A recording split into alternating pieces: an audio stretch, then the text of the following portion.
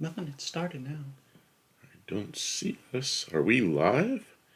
We are live. We're supposed to be live, but I don't see it. Well,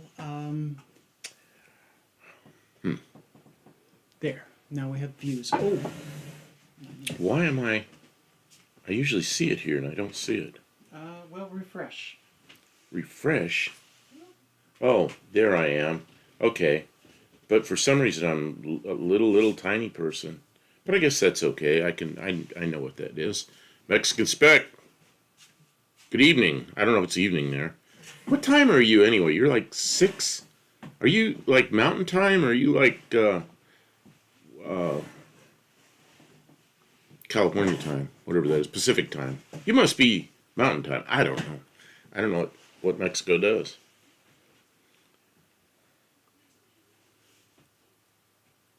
Oh, you know what? What? My laptop's on in the bedroom, and I can hear us.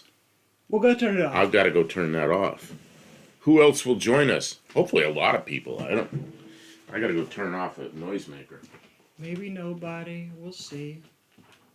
What did I do? Knocking stuff down.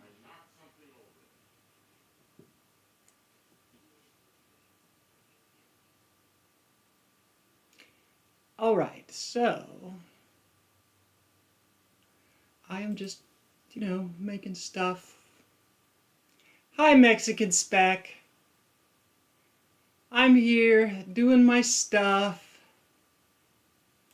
Gunshots. No, it was a light bar that I leaned up against the duck. Oh, that's what Duck and fell cover! over. I thought I knocked my chair over. Okay, so no gunshots. It was, I guess there was a light bar there that this thing Whoa, I didn't mean for that to cover us up. What'd you do? Nothing. I didn't do Trying that. to make something happen and you made something else happen. There. Okay, this thing is a light bar. And you hang this in the hood of the car and you can see what you're doing. But then it's really dark between here and the shop, so we carry it back and forth so we can see where we're going. And it was leaning here, and when I got up, I knocked it over. That's what the noise was. Big old kaboom. So... I do not believe that fireworks and gunshots sound the same. Well, I don't know. Microphones do funny things. I hear them quite often. Or they are fireworks. They sound the same. I thought there were no gunshots down there. I thought, I lived in a safe Mexico with no guns. No. Somebody has guns. When I walk into Mexico, there's always I think they're the federal police. They're standing there in like military-looking uniforms. And they've got automatic weapons that I think are of German origin. Pretty nice-looking guns, but I see them there all the time. Man, nobody's in here except Mexican Spec. Oh no, it says there's 3. Current viewers, there's 3. Don't focus on that. Focus Go on this. communicating. Okay. Well, it's just I'd like to see a lot of people come in. So we don't have to talk about anything in particular. But I have it set to top chat. It's supposed to be Oh, it's supposed to be live chat. I keep trying to tell it to do that. Set your chat to live chat, not to top chat. Top chat, they censor it somehow. Live chat, they don't. So there's a big warning, like you might hear something you don't want to hear. Let's see. They do when they are a ways away. We can tell the difference how often the sounds happen. There are officers all over town with big guns. Makes me feel safer. Yeah, because they're probably not likely to shoot at you. Do they ever fire those big guns? I've seen them with those big guns, and they're usually just standing there. There's a big long line of cars waiting to get in the U.S., and they kind of walk along that area, and then they inspect cars coming in sometimes. Mexico is the easiest country I've ever entered. I've never been stopped going in.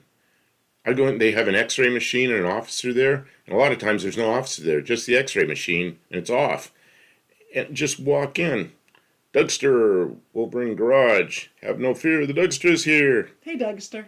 So when I walk in there, one time there's an officer standing there and the x-ray machine was on. And I said, "Oh, do I need to put my things on the belt?" He goes, "Nope, just come on in." I've never had my passport checked, never even an ID, just walk into Mexico. Now, going back into the U.S., it's different. You got to present your passport, and if you bought anything, they want to know what's in the bag. But I always declare everything. It's just never a problem. So, I don't know. When I go to Mexico, I always enjoy my time there. And I always feel good when I get back into the U.S. that I got in without any trouble. So, but I've never had trouble. I've been there so many times I lost count. I have never been to Mexico. You've got to get your passport. So when we get down there to Arizona, there's a couple things I want to do with you in Arizona. And one is going to Mexico, and the other is look at some of the cars that have no rust. Some of them have no paint, but they have no rust. So, tacos. Oh, I can't eat tacos anymore. I've got issues with diabetes, and anything with bread or anything like that dries my sugar up very quickly. I've been eating tacos by taking lettuce and making a taco and just folding the lettuce in half. That's pretty good. Kim, did you want to talk about this thing you had on the... You don't need a passport. You can cross with your driver's license. Not coming in. Not anymore. You can leave the United States like that, but then you're in trouble. Coming in, they want a passport or they want the card now. Man, I've never tried it with a driver's license. They say don't do that. They have a little card that's like a passport, but it's only good in northern North America, which is Mexico, U.S., Canada, a couple of Caribbean islands. I have a regular passport, but we could get Kim a card because we're not going to go any further. I have to eat corn tortillas. They are better for the sugar. Yes, I eat the little tiny street. There's what card, he says. The card is it's a passport card. It's about the size of a credit card, but it's a passport. But it's only good for It's only good for North America, Mexico, U.S., Canada, and a couple of Caribbean islands. If you want to go anywhere else, you need a full-fledged book, like a regular passport. So, I don't know. I always make sure I have my paperwork straight. There was a guy in front of me that he said he had his driver's license, but he goes, that's all right. I'm a police officer. Oh, you got to leave. I got 1 second. I don't know. What color is the card? I don't know. It's multicolor. It's got your picture on it and some... I don't know. I've seen them because I have friends that had them, but I really didn't look at them closely. It's a card. It's just like a card, and it's a passport card. You can get online and see, you can go on there and they U.S. website, whoever issues the passports.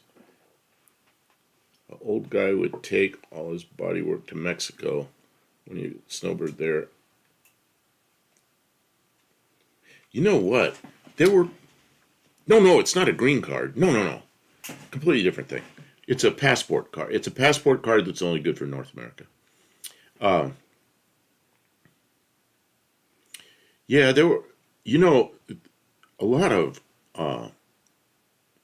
there were Mexicans that lived in the U.S., I guess. I don't know. They were on the U.S. side of the border a lot, and they would buy cars that were totaled, and they'd take them into Mexico, and they'd rebuild them and bring them over, and then sell them on in the U.S.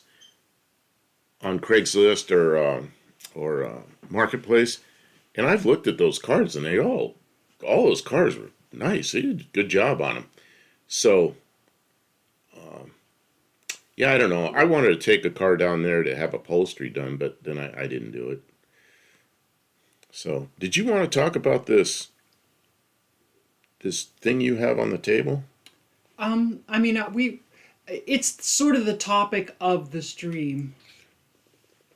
It's much cheaper. I just asked the body shop how much to paint the hood and roof on a '99 Dodge Ram Charger. He said 5,000 pesos with 2 coats of color and 3 coats of clear. Oh man, 5,000 pesos isn't much money. Yeah, it's less than $300. Oh man, you can't even buy the paint here for $300. Yeah, right. I went to Canada last May, no problems getting back into Buffalo. big problems. Fingerprinted picture because I have the wrong name.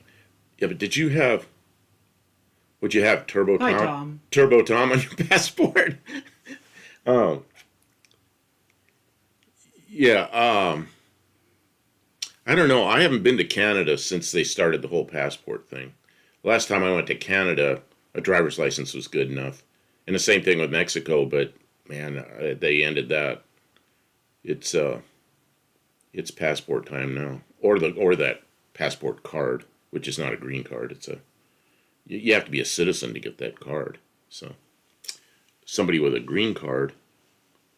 Yeah, my former wife had a green card, and I was up in Buffalo, and I wanted to go across, but we had to be really careful because I don't even think she had a green card yet. She was on a visa, and it was a single entry visa. That's what it was. So we could not go into Canada, or she would be stuck outside the U.S. So eventually, she became a citizen, has a passport, just like any other U.S. citizen. But she went into Mexico with me, no problem, because she had a U.S. passport.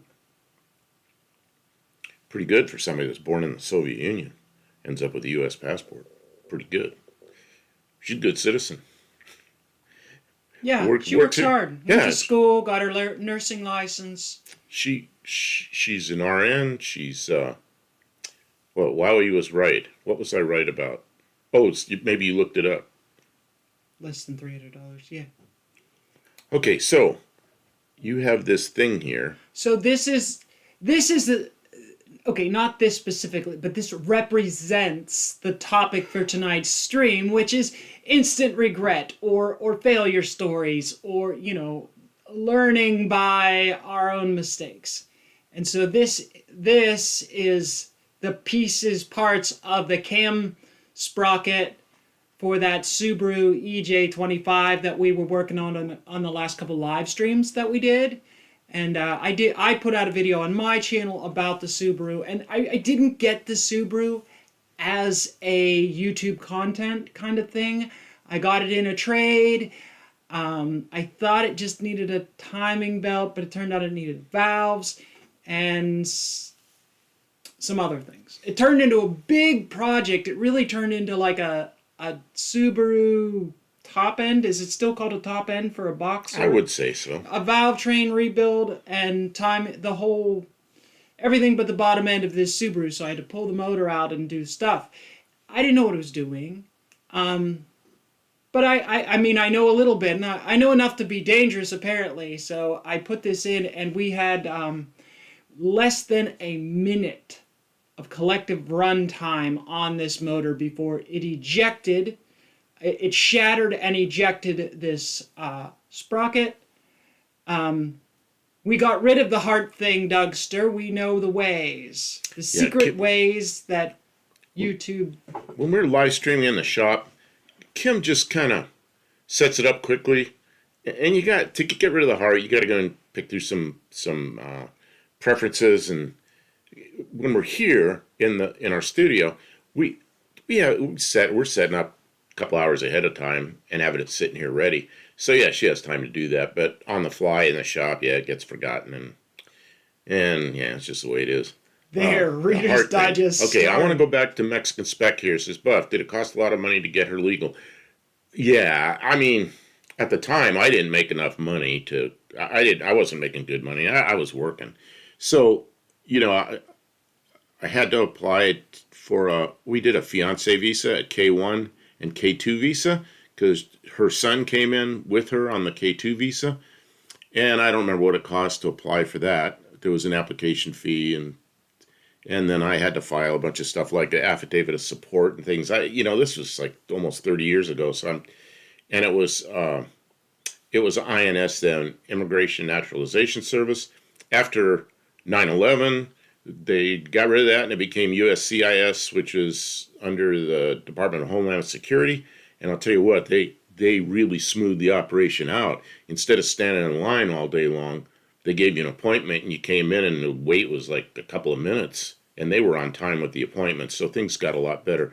But there were steps along the way, like to get the green card and all that. But there were a lot of steps. I don't want to go over them all right now. But every step, of course, there's a filing fee that's a couple $100, and then there was a work permit. Everything there's a filing fee. So yeah, it was a bunch of little crap.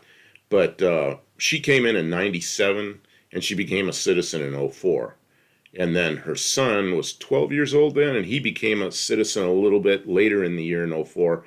And that kid was really happy. He had his citizenship papers in a frame on his wall. It's like he felt like he was part of his friends and his family then. He really felt good about it. And he served for 8 years in the U.S. Army later on. So, so enough of the immigration. It's possible. So I get kind of upset. I want to say one more thing. I get kind of upset about people who want to sneak into the country and come in illegally. It is possible to come in legally and do everything right and become a citizen. And I've helped numerous people come into this country. It's not that hard. And then they're a productive member of the society, and they have a U.S. passport and can vote, and that's the way to do things. Let's see. Hey, the heart's gone. Yeah, that's good. I can see the last comment now. Yeah, I don't like that with the last comment's covered by heart. Paperweight there. Reader's Digest. Pontiac 389 plus 6K. Oh, God. Yeah. My buddy got here illegal Mexican girlfriend, legal after they got married, and it cost tens of thousands. I learned the way I met so many people that were, at the time, a lot of Russians coming in, because right after the breakup of the Soviet Union, a lot of Russian women were Russian, Ukrainian, all the 15 republics of the Soviet Union. A lot of these people wanted to get out of there. And I knew a couple of women that married Russian men and brought them in. But the ones that married first and then tried to bring their husband or their wife in, it was a huge struggle and cost a lot of money, and it took forever. And everybody learned the way to do it was with a fiancé visa. And a fiancé visa, you bring the person in. It's a non-immigrant visa. They come in. If you have to get married within 90 days, and then you go in for an adjustment of status, and then they become an immigrant. And it really isn't that bad. Yeah, there's a few filing fees. I had less than $1,000 in it when it was all done. But you can get kind of tired of paying a couple $100 here, a couple $100 there for filing fees, and filling out paperwork. I don't like filling out forms, and there's a lot of filling out forms. And they're not always. She got a work permit when she first came in. I remember it was $75 in for a work permit, so she could go to work right away, and she did. And the work permit was expiring. It's good for a year. So we went back, and this was at the immigration when it was still INS in Cleveland. We went in there and wait like hours in line, finally get up the front of the line. And there's an officer up there. And I said, we need to renew this work permit because it's going to expire in a couple of days. And he says, I'm sorry. He says to us, no, don't do that. Nobody gets work permits. Just work. It doesn't matter.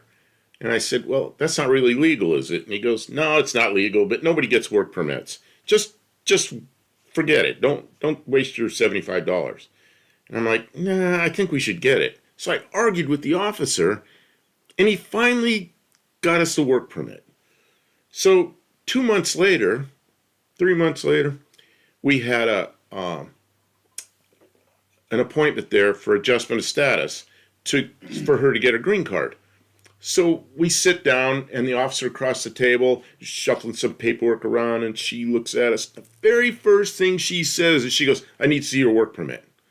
It's like, oh man, am I glad I didn't take that guy's advice. I did what I knew was legal, and we got the work permit. And I don't know what would have happened if we didn't have it because they knew she was working. So, I don't know. If you're going to do that kind of thing, do your own research and make sure everything you do is legal. And yeah, use a fiancé visa. don't get married first, because that's a big I mean, big if that stoppage. still works, we don't know if that still works. Yeah, it's been It's been a long time. It's been well, it's 04. It's 20 years since I was in that system. Yeah. Well, I so- brought other immigrants in that were decided not to stay. They were Russian, and Russia's become a lot better place. Well, of course, that was a few years ago. Right now, it's not. But they decided to go home because they had jobs and a nice place to live and car. So, okay, on to something else. Cars. Let's see. What else? What else is going on? We did a lot of work the last couple of days up at the shop. We did. We pulled that motor back out, fixed it, and put it back in. Tell me about this Pontiac 389 plus 6K equals Yeah. paperweight. 389. That sounds like regret, if I ever heard it. I've had a couple of 389 Pontiacs. Oh, maybe What'd they you do wrong, Dougster? What Maybe was they the were mistake? What was Maybe the they big were 400s. failure? God, 67. Was that a 389 or a 400? I had a 67 Pontiac, big full-size Pontiac. I love that car. But I traded it for a 67 Camaro, so I like the Camaro better. So, does the Subaru run now? Not yet. Not yet. Still got to connect up the exhaust and some wiring and fuel lines and stuff. And today was kind of rainy, and I was up most of the We night. kicked our asses Yeah. working on it yesterday. I worked on it like all day. I was very stubborn. I worked on it the night before. And I was like, I need to get back to having the motor in the car. So we yanked it, fixed it, stuck it back in. You can't even fit the car in the garage while you're trying to work on the motor. So we had to get it in the car and pull it in the garage. But most of it's not really connected. There's wiring and there's a lot of nuts and bolts to start her up. What is done? Exhaust, that's- What is done is the bell housing's hooked up, which means the input shafts in the clutch and all that stuff. That's one of the hard things on an engine installation, and the engine mounts are attached. So man, I got the hiccups. The engine's where it belongs, and it's all a little. Yeah, there's one bolt in the all the little stuff needs to be one done. bolt in the bell housing, and it's sitting on the mounts, and everything else needs connected. But like that's like a hard place to get to. The engine's completely assembled. We cranked it on the stand until it had pressure on both ends, and I made adjustments to the torque settings on the cam because I think one of the major issues was that I had over torqued the bearing caps on the cams. I think that's why that one. You think so? See, See, that's the thing. We'll never know 100%, but I know that I didn't know. I know that I should have had somebody. I should have done more research before I assembled the motor, or worked with somebody who knew a Subaru motor better. But it's going to run, maybe. We did not check the driver's side head for bent valves, so it may have a No, I don't- dead cylinder if we bent some valve. Hopefully not. The way the timing belt was puckered in there when it had busted and it puckered up and seized the motor, and I didn't try and crank it. I heard it. I was like, oh, I need to go look under the hood. Something's wrong. So I never tried to crank it again, so it may have not bent valves. I just noticed you're like sitting quite a bit behind me, but we look okay on there. So turn around, you're way back there. Okay, so Well, my 67 Pontiac was a high top ambulance. Man, I remember seeing those things around before they had van ambulances and before they had the ones that looked like a box van.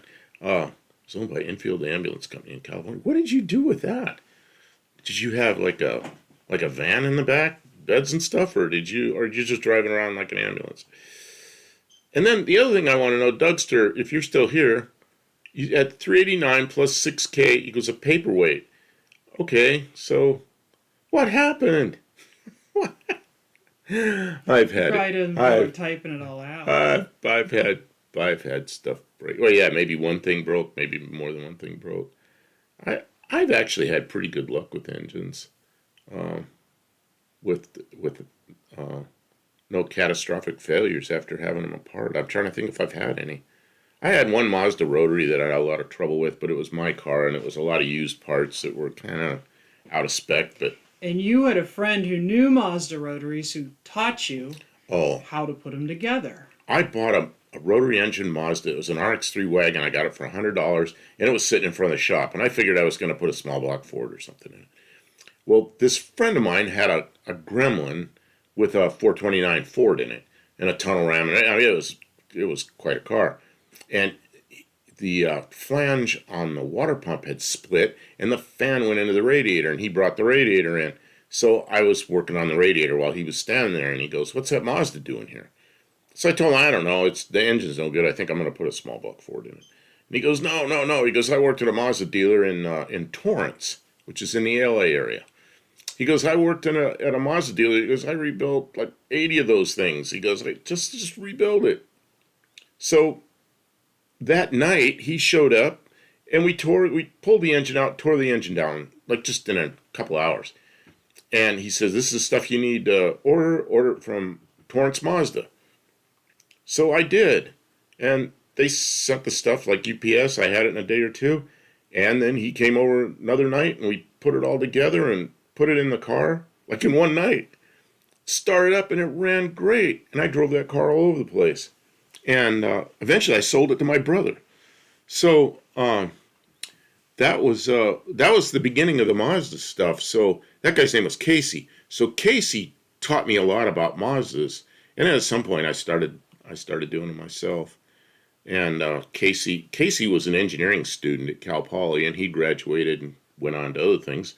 And I still did some Mazdas, but I really got tired of it. And I taught another guy to do Mazdas that was he was a guy that had an Exxon station, and I kind of helped him with a few of them, and then he was doing them, I guess. I don't know. There was that period of time when the RX2s, RX3s were just, they were all broken. And Yeah, they're not around so much anymore. and yeah, so that period of time, a lot of broken Mazdas. And then the RX-7s came out during that period of time, and those were really good engines. And the RX-4s had the 80 cubic inch, what is that thing called? The 13B engine, and so did the trucks, and those didn't break very often. So I think most of the bad ones were the RX-2s, RX-3s, and yeah, they became old worthless cars, and nobody does that anymore. So I don't know if Dougster's still here. Maybe not. Yeah, or maybe he doesn't want to type that much. So let's see. Don't know. I'm like stopped. I don't have a bunch of props like I usually do. What is that license plate you put there? You put That probably what came off of my van Oh, that was your when I got Tennessee titled. that was your van license plate. Yeah, that's a really nice license plate. It's in very good condition. A lot of the license plates I have are Had it for a pretty year. pretty rough, look like patina. Oh, I only Patina. ran it for a year. Oh, my dad called me. Oh, I see. Oh, I'm sorry to interrupt your phone call. What I was asking was, it says Pontiac 389 plus 6K equals paperweight. Okay, so what happened? I'm gonna find a picture of a Pontiac 389. 389. Well, find a. It's a. Oh, he didn't say what it was. What kind of car was it, Dougster? I'll bring up a visual aid. My I don't know if my 67 Pontiac that I really liked, it was a big two-door hardtop, big long fastback thing, and it was a Catalina. I don't know if that's a 389 or 400. I'm thinking it was a 389. I was out back just now washing my 74 Dart and asked him why he doesn't want to go back out on the road. You know, I've seen some pictures around your place there, like your 63 Plymouth. You have is it dirt there, or do you have pavement you got your cars parked on? Because I've had both, and here we have a lot of dirt, and cars sure get dirty quickly. I wish I had pavement here, but I don't. I'd like to have the whole place in front of the shop pavement. Catalina Executive or Bonneville. Mine was a Catalina. It had the short taillights. The Bonneville, I don't know. I had a white '67 Catalina, and I love that body style. I like the front end with those weird looking stacked headlights, and it was it was a 1 year body style. It was great, and yeah, there was a young girl. She was like 16 or 17, and she had it, and it was like a hand me down from her father, and she had it for sale because she got something newer, and so I bought it. And she was kind of laughing at me because she says that car has over 300,000 miles on it. You know, that car's old. I don't know why you wanted it. God, I drove it a lot. And it had, first car I had that automatic temperature control. You just set a temperature. I drove it one time up to Travis Air Force Base from where I lived along the coast in California. And when I got up there, I didn't even know I was in hotter weather. I opened the door and it's like, whoa, all this heat came in because the automatic temperature control kept it like 70 degrees in the car. Let's see, I also had a 67 Grand Prix hardtop. Oh, a 67 Grand Prix, nice car too. It was a 77 Grand Prix with a 4-speed, missed a shift, tearing out of my girlfriend's house after a big fight. That was the cherry on the Sunday that night. So something broke. Something broke when you missed a shift, and Pulling out of your girlfriend's house? and yeah. So the 389 went up to like 10 grand or something. Oh, tearing out. Okay. Tearing out, not pulling out. Jeez. Sorry, my bad. Pontiac Blue. Oh, you pulled up a. I remember that color. Oh, you know what Pontiac's had that I didn't like is that little, it was like a fat O-ring right behind the water pump and the intake manifold. Those things used to leak. They leak coolant right there. They didn't leak badly. They just get like a crud around there and antifreeze color. I had to fix a lot of those. 77 Grand Prix or 67? 77 with a 389? Oh, yeah. I thought about that, like a 67. 77, what's a 77 look like? Oh, 77's big boxy one. Looks like yeah, it's the lightweight. It's one that's like 700 pounds lighter. I remember I think, maybe they're even less than that. Man, I don't remember. Can you pull up a 77 Grand Prix? Man, you got me working. I got you working. Well, you got the thing to do that now. Well, you have that screen you can pull over here. I know, but you're doing it. Oh, but you're gonna make me do it. I'm not making you do anything. Yeah, no. Oh, that's a big bastard. Which one do you like? I'll put it up on the screen so they can see. Which color? The next to the greenish one over there on that one. Yeah, pull that one up. 77. Someone had made a 4-speed with a screwdriver and a case of 77. Oh, those were big. Those are big cars. I remember these. I remember the big Grand Prix came out, what, in 69? 68 or 9? Big nose up front. And there it is. Mm-hmm. Those things. Oops. Where'd it go? There. Yeah, those are gigantic cars, and they were kind of heavy. But they were. I remember seeing those with 4 speeds. Not those, but like the couple years before that. But that body style with 4 speeds, and I thought it was pretty cool. Yes, it was a driveline out of a 66 Grand Prix 4-barrel. Okay. I remember I think it was a 69 Grand Prix. I got in it at the dealership, and it had a 4-speed in it. And 4-speed and manual steering. And I really liked that car because it was like supposed to be sporty, you know. But they probably had a tough time selling that because most people like cars like that are gonna like automatics and power steering and all that kind of stuff. Yeah, 68 Grand Prix had a big nose and a cool full-length grille with covered headlights. Okay, yeah. So the 67 was the last of the Grand Prix that looked like a full size Pontiac, and 68 was the first of its own body style, the one with the big long hood. Yeah, 67 Grand Prix. Oh yeah, there. Which one? Like the like same one, same position over there. This one? Next one over. This one? That one, yeah. 67 Grand Prix was like a same body style as a Catalina, but 68 I think is when they went to the big long nose, which I really like that. 68 Grand Prix, yeah. Oh man, those were the days. I'd love to have a 68 Grand Prix, but now it's not a nice car anymore. It's a project. I got too many projects. Burgundy white top, Titanic, rust.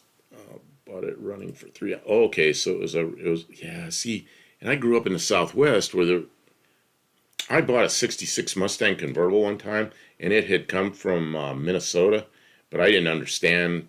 I'd never seen rust like that, and I got in that thing, and man, the floors were no good. I was always afraid it was a convertible, so we run around the top down all the time. I had friends that'd stand up and hold on to the windshield, the top of the windshield while we're driving. I go, don't do that. You'll fall through the floor. Cut your legs off. Because that car was so rusty.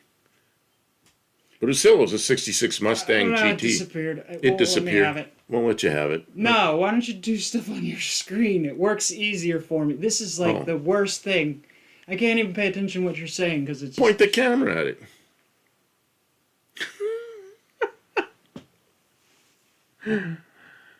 Oh.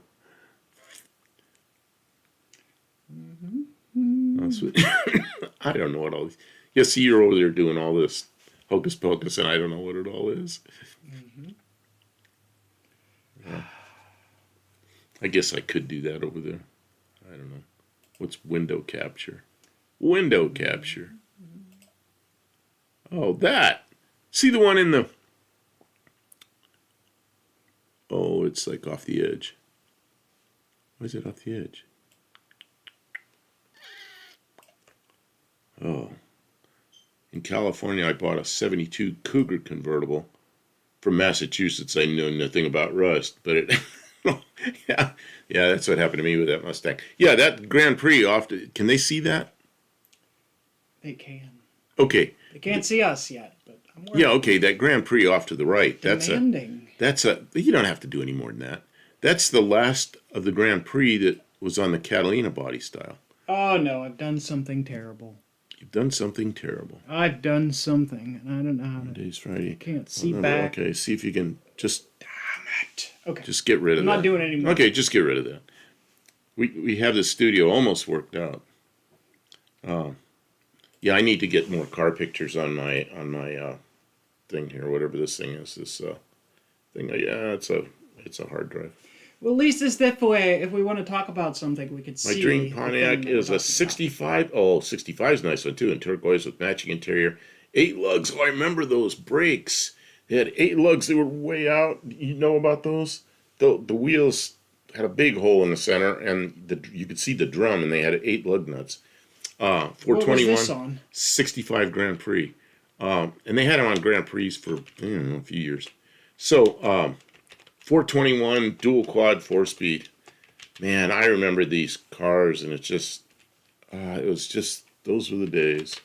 Those were the days. Oh yeah, see that wheel right there? That right there? Yeah, and you see the drum.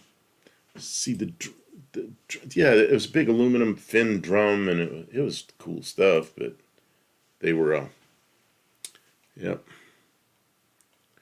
Let's see, I told Jamie Like that? from Dead Dog. Yeah, Dougster, isn't that the right wheel? It might not be the right year, but it's the right thing. I worked in a wheel alignment brake shop, and first time I saw one of those in that shop, and the boss is like, he goes, just take the nuts off. You'll figure it out. So I figured it out. Told Jamie from Dead Dodge Garage the 66 Grand Prix in black is much more beautiful car than a 68 Dodge Charger. He just he just said he disagrees. I can't call a 68 Charger beautiful. Oh, I like 68 Chargers. That guy was just talking about working for in the wheel alignment shop. He had a 68 Charger that was a nice car, and it was that kind of a medium green color. And somebody, like 3 or 4 years ago, it was parked in the street, and a couple of college girls ran into it going extremely fast, and they were drunk, and they totaled it. Yeah, right wheel. Yep. Okay. Yeah, 68. I do like 68 Chargers. Man. And I like of that body style, I like the 68 the best. The 69 and 70, whatever they were, 72, 71, whatever they were. I didn't like those as much. So and then the next body style Charger, the big land yachts, I don't know, I didn't like those so much. Of all the Chargers, I like the 68 the best. But he said 66 Grand Prix. Man, all these cars are good. I mean, it's hard to not like stuff. I suppose there were cars back then that were not so good looking. I would never say a 58 Edsel was good looking. And there were some Chrysler products in the early 60s that were pretty strange looking. Although some of them are kind of an acquired taste. Next Charger was a 2-door Cornet.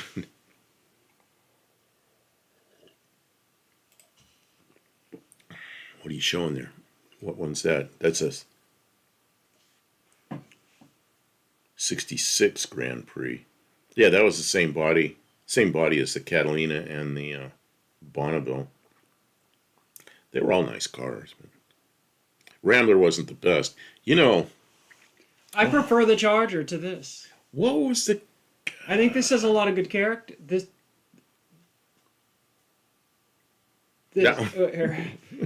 has a lot of good character, but I don't prefer it to the Charger. Yeah, those Ramblers, like the late 50s, early 60s, with those funny-looking fins, like they added them on. Yeah, they're pretty bad. 58 Edsel Ranger in black with red accent is beautiful. I'm getting... I don't know about that. 58 Edsel, I was around back then. I was 4 years old in 58. And I remember everybody calling that thing a car with a toilet seat in the front.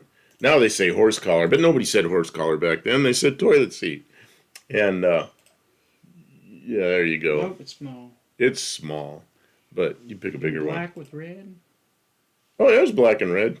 I don't know. I did like the 2-door wagon back then, but they had a goofy-looking instrument panel. I don't know. I think Ford, well, obviously they messed up. And one of the reasons they messed up is they came up with a mid-priced car, like to compete with Oldsmobile and Buick maybe, and a recession hit. That was just bad timing. Look at the rear of the Grand Prix, Kim. Look at the rear of the Grand Prix.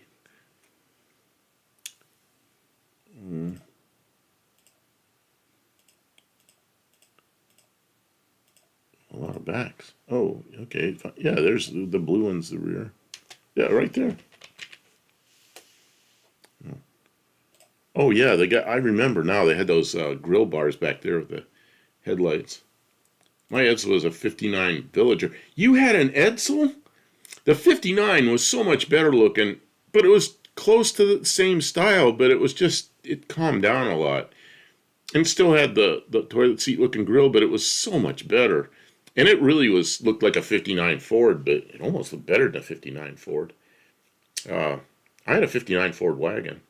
Never had an Edsel. What are you doing? Oh, you're going to put that in there? If we're talking about it, yeah, that's good. Just bring it up. There. Hell yeah, bring it up. There's a 59 Edsel wagon. And that just looks so much better than a 58. It's just not so pronounced, And just I think a much cleaner looking car. I've seen Ranger with Teletouch. That's a much big option. Yeah, they had, what Teletouch is? 58 only. Edsel, the center of the steering wheel is about this big, and it had buttons for the transmission right in the center of the steering wheel. Really goofy stuff. Teletouch. And yeah, see, they had a giant center of the steering wheel with push buttons. Some woman wearing her gloves. Women always wore gloves back then. And they dressed up. They put on these fancy gloves. She's pushing her buttons with the fancy gloves. 59 was more normal. That's exactly right. And if yours was white, it probably looked even more normal. Yeah, that's some goofy stuff. Push button automatics were okay on the Chrysler products. They were off to the left side, and they were just normal. This, I don't know. I don't get it. And then the speedometer looked like a compass. See how the speedometer looks? You can barely see it up there, but you can see in one of these. The speedometer is looked like a compass. It's a floating thing. Do you see any of them? Yeah, I mean, it's right there. See, the speedometer looks like I have seen them with the goofy looking stuff. compass looking. Ford loves solenoids. They use them a lot on the Skyliner, T-Bird convertibles, and the Teletouch. Oh man, I knew somebody that had what the hell did they have that had a backwards convertible. Oh, I know, it was a Lincoln, one of those suicide door Lincolns. That the top lifted up, and then the trunk lifted up backwards, and the top went down, and then the thing closed. He had like 12 motors and solenoids and relays and wiring. Wait, what year was that? Look up 62 Lincoln convertible. That's 1062. Okay. That's 1062. I'll fix it. Look how many solenoids is 66. Yeah, that's what we're talking about. It was quite a few years. 60, she put in 62, but I think it'll be the same thing. Did they show any of them with the top part way down? The trunk lifts up backwards, and then everything folds down into there. They did that for like 5 years, 6 years, something like that. They're just, oh my God. It's a nightmare of relays and solenoids and motors. And I guess, Oh God, Patina. I'm surprised these guys that have cars like that don't have a daughter and name her Patina. I shouldn't suggest that. Somebody will do it. Surely they named somebody Patina. I hope the guy moved some cars and he offered me one of them as payment. It was between a Lincoln convertible or a 63 Chrysler Pacesetter convertible. I'm not even sure what a Pacesetter is. I took the Chrysler. Yeah, good move. 63 Chrysler is a pretty nice car. I had my godfather, he had a 64 Chrysler, big two-door Chrysler. What a nice car. Is this Yeah. I don't know, was it a convertible? Oh, Pacesetter convertible. Oh yeah, I don't know what a Pacesetter is.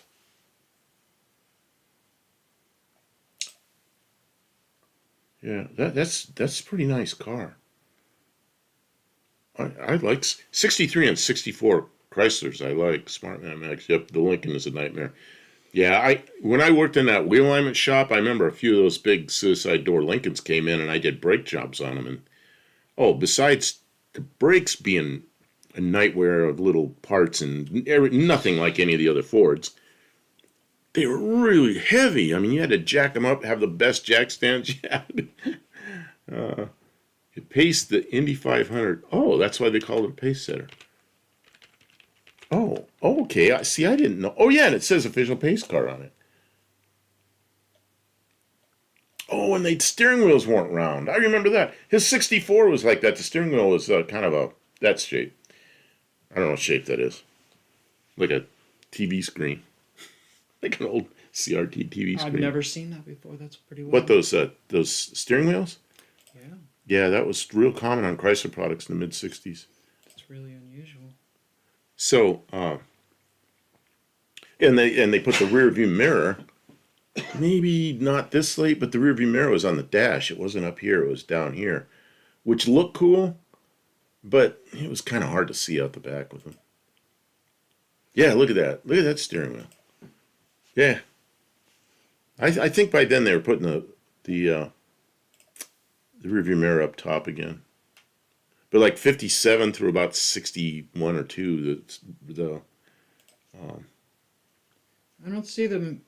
the C8 Corvette Yeah, you can't get in and out without the bottom of that thing being squared off. You know, I've driven every Corvette except the C8. Driven C1s through C7s. Never driven a C8. But I'm probably not likely to, because I used to work on a lot of cars. And then the only reason I drove the C7 is I was working with a guy in Yuma. And one day he throws me his keys and he goes, "Let's trade cars." And my Mazda was still pretty new. And I said, "Nah, yeah, I don't know. Last time I borrowed something, it got wrecked." He goes, "That's why I have insurance." So I tossed him the keys to my Mazda. And we drove from the test site back into Yuma, which is like that particular test site was like 30 miles. And so I got to drive his C8. Top down, it was 120 something degrees. And I felt like I was driving a hairdryer down the road. Ew. My face was so hot from the wind. But it was still fun to drive, you know. Let's see here. It took almost nothing to get it running, and I drove it a lot, but it had Chrysler Rust. Oh man, you had Chrysler Rust in Mexico? I didn't think anything rusted down there. Of course, you know, where you are isn't really like Yuma. I don't know how dry it is down there.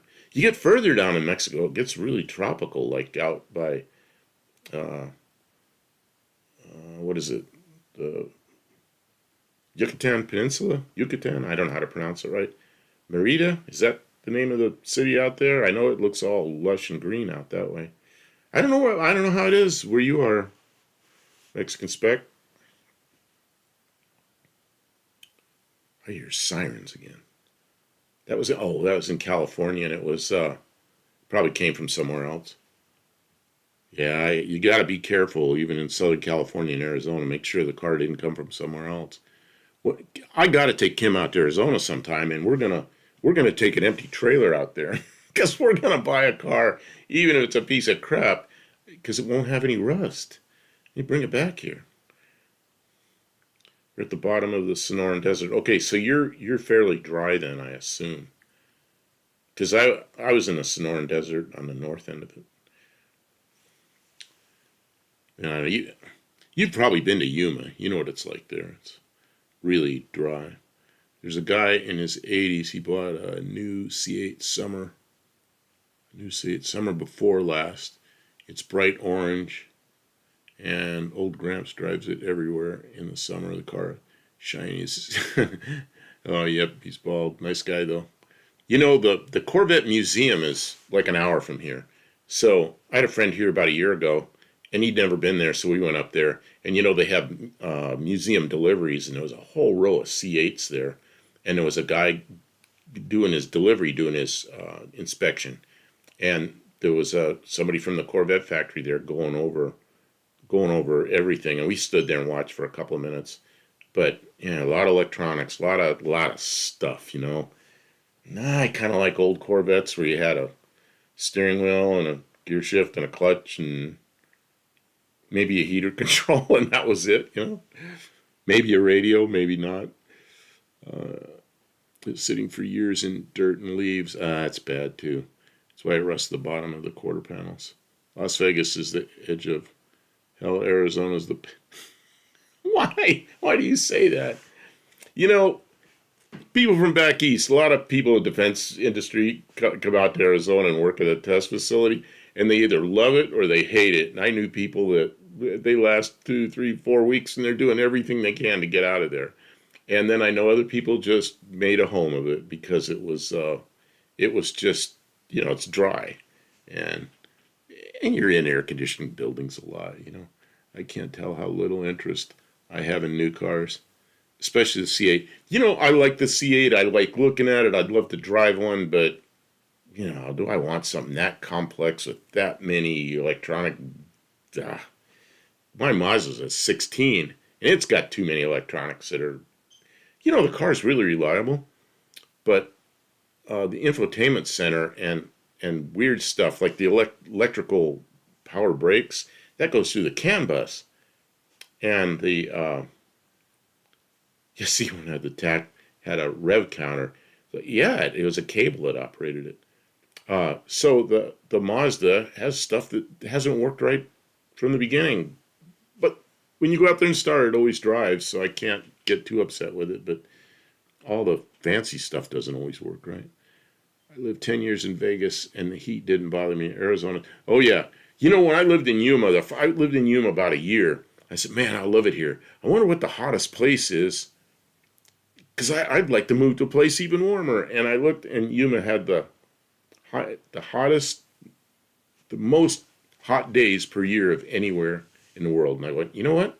I'm here. I made it. So, Yay. but you know, the house was air conditioned, my cars were air conditioned. I worked out in the flight line a lot, so I wore a big hat and I wore long sleeve t-shirts so the sun stay off my arms. And if I didn't have a long sleeve shirt, I put sunblock on, black in my neck, drank lots of water out there. But you know, the rest of the time I was in AC, and I liked it. And you know, in the evening it'd be 100 degrees, which is close to body temperature. It's just so comfortable. Sundown and 100 degrees. Pretty nice. Let's see. I lived, where else? Very first C1 off the production line never started. It wouldn't run. Really? Those had an old Stovebolt 6-cylinder in them. What's that? That's a 56 or 7. That's a 56 or 7. The 53, that's like the 53 there, because they had the taillights up in that little gizmo in the back, and they had the screens over the headlights. I didn't know the first one didn't start. When I lived in San Luis Obispo back in the 70s, there was a guy there that had a white one and a red one, and he said it was number 100 and number 200. I don't know if it was. I never looked at the VIN, but could have been. I don't know whatever happened to those. Let's see. Why do I imagine Buff in a pit Southwest? You know, my grandfather in World War I had a pith helmet, and he gave it to us as kids, and I probably had it on once, but my brother wore that thing around all the time. My brother loved that helmet. World War I pith helmet. No, in Arizona, what I did was I'd take my hat off and pour some water in it, put my hat back on. And then about 10 minutes it'd be dry. Or I'd start noticing my head getting hot again. I'd pour water in my hat and switch around, get the hat soaking wet and put it back on. And because that water's evaporating out of the just a hat like this. In fact, this came from down there. Hey, look at that. We can see through part of my hat. Because it's a green screen and there's green on my hat.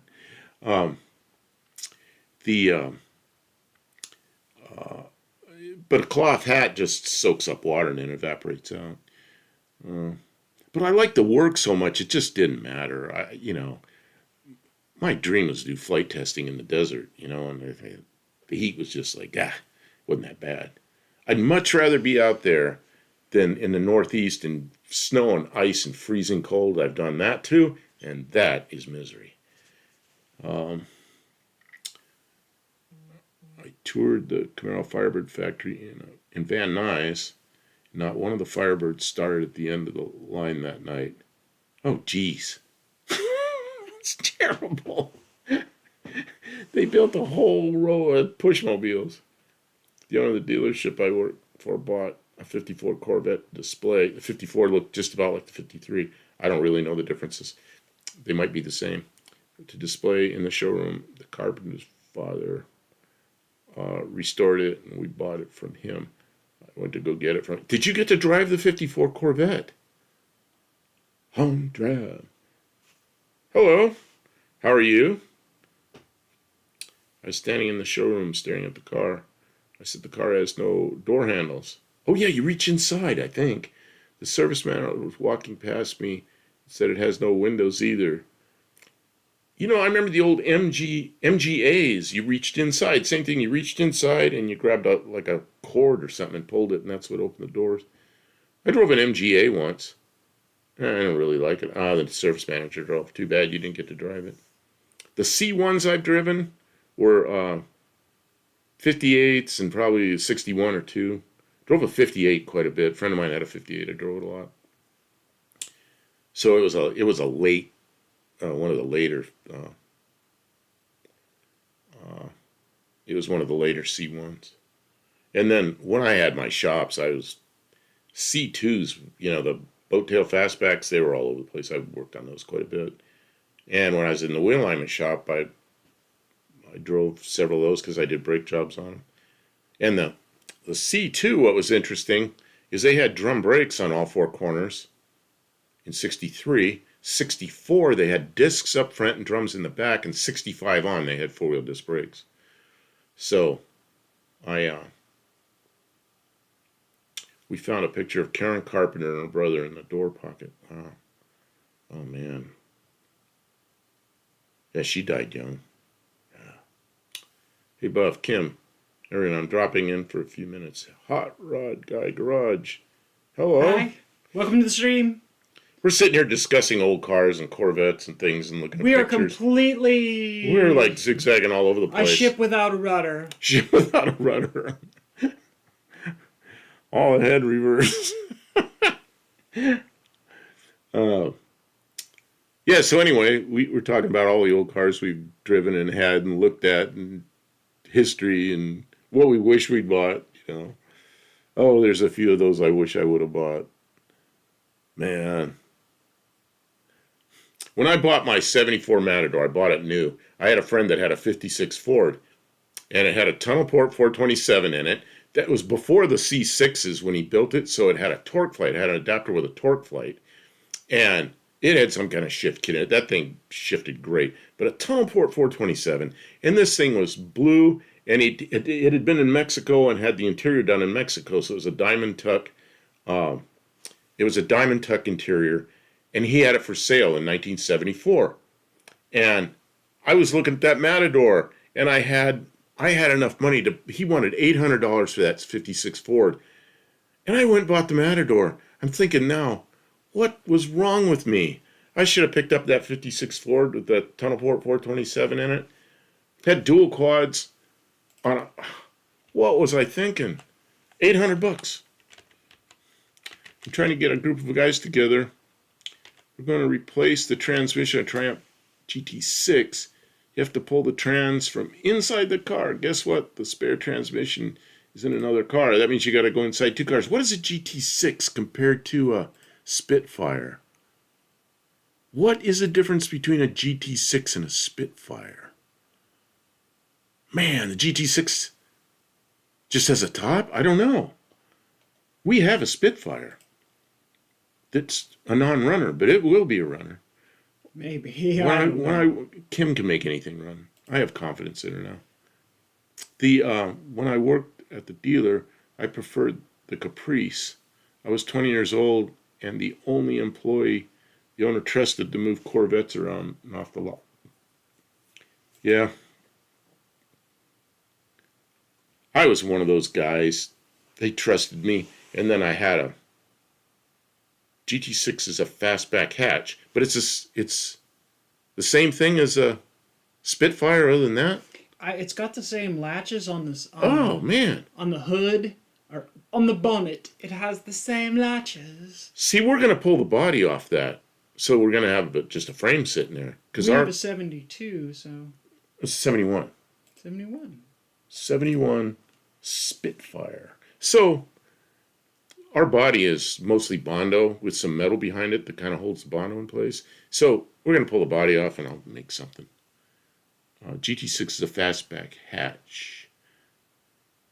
GTC. Oh, it is a 6-cylinder engine, yeah. Ours is just a little 4. Oh, it's a 6-cylinder. The owner had me drive his Suburban to Colorado and the next year fly there to drive it back. That's trust, yeah.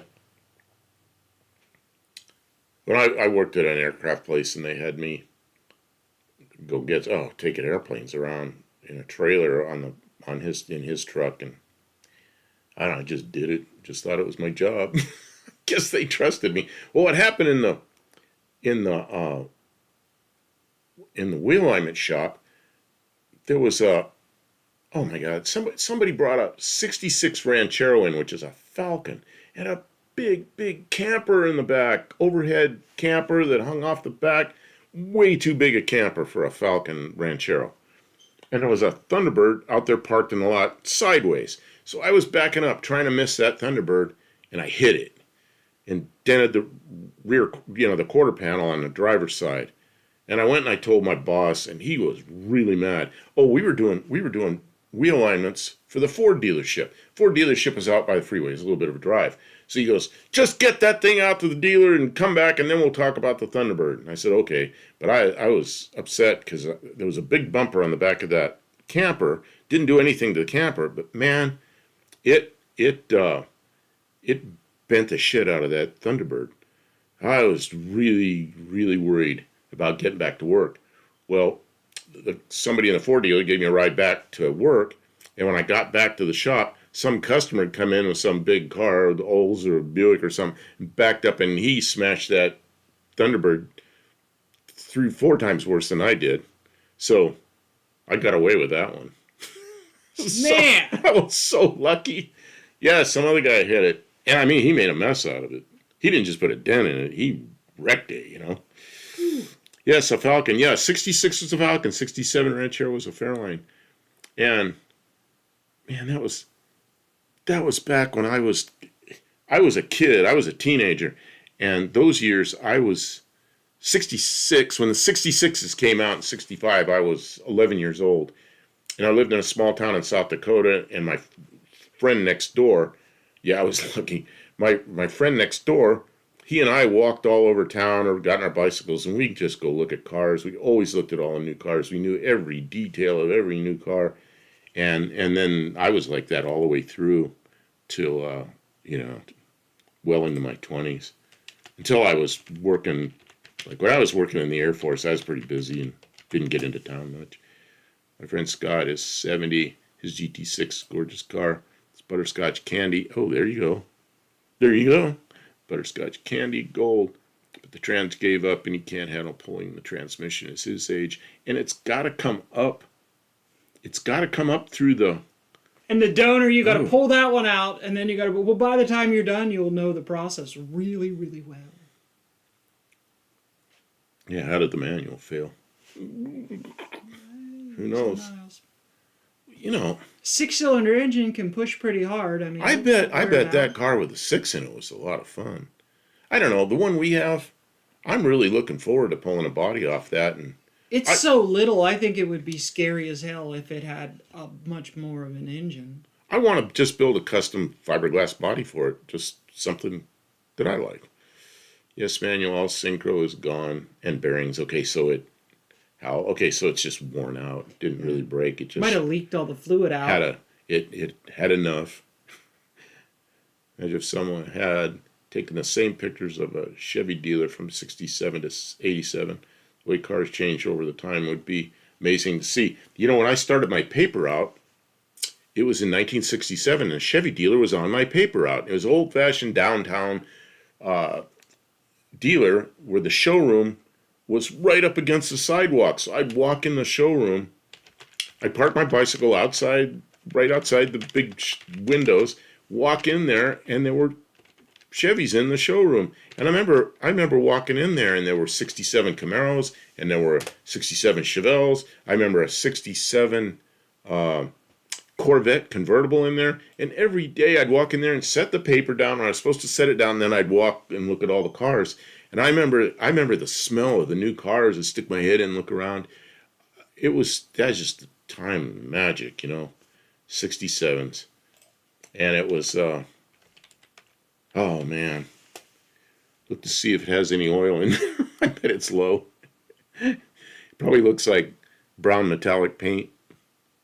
Oh yeah, there you go, 67s. Man. Next time we have beers at Scotty's, I'll look.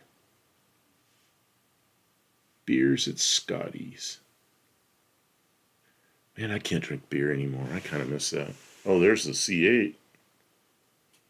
Oh, and there's the old Mako Shark. That's a predecessor to the C3. I knew the guy that built the molds and stuff for the Mako Sharks. Oh, he died. He died when he was 75.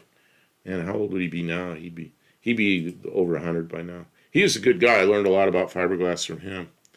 He built. He did all the molds for the, and actually a lot of the bodies for the original Studebaker Avantis.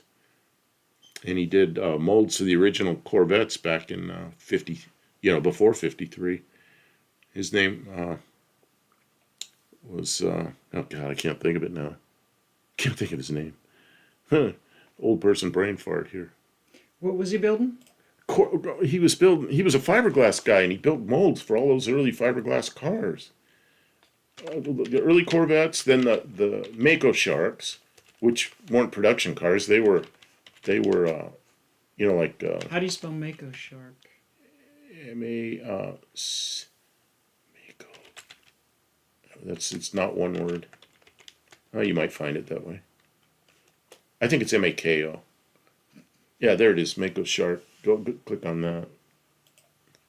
And there's a Mako Shark right there. Yeah. That was a predecessor to the 68 Corvette. But the Mako Shark was like in 65 or something when they did that. They take the exact same picture from the same angle for 20 years. Oh yeah, just and like back in like 57, 58, 59, 60, 61, the bodies every year changed so much. There was no 3-year runs, And I like a lot of those cars. Yeah, Mako. It's Mako. But why can't I think of his name? So anyway, he was Bill Mitchell? No. This is like a unknown guy that had a fiberglass shop that did the work because he got the contract. Okay. I can't think of it. All right. But he built a lot of stuff. He built boats, and then later he took Chevy trucks and really rusty old Chevy trucks and just bonded over them, built like a big, what do you call it, like a sleeper cab on the back of them, pulled molds off of it, and then he was making those things. Oh, look at that. Oh, you can get the panel kit and make your C3 into a Mako Shark. Well, that's cool. Hello, Mr. Raining Slant 6 with a chance of cannonballs. The guy who was responsible for the color of the Mako Shark, the executive had a real Mako Shark in his. Oh, that's right. I'd read that like years ago. And that's the color he used on the Mako Shark. Yeah. Amazing. Oh, this guy did all kinds of stuff. He's the first guy I knew that was doing They painted the shark. They painted it the same color as the Mako Shark. The Mako Shark animal. They did the car zombification. Oh, they painted the shark. That's a good story. Oh, I didn't know that. They snuck in there and repainted a shark. I didn't know that. Do it. Well, that's pretty bad. Happen. Stuff that happens.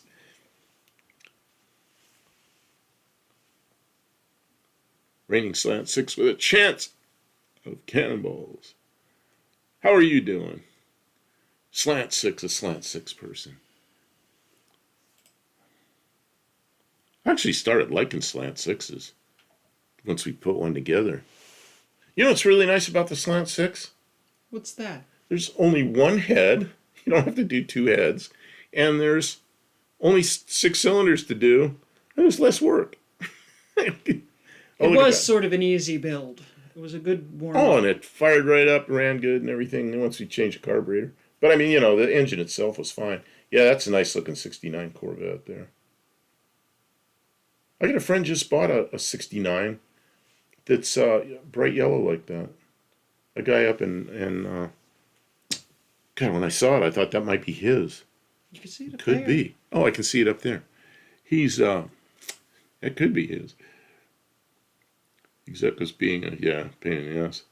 But so they made sure the color was right. Oh, man.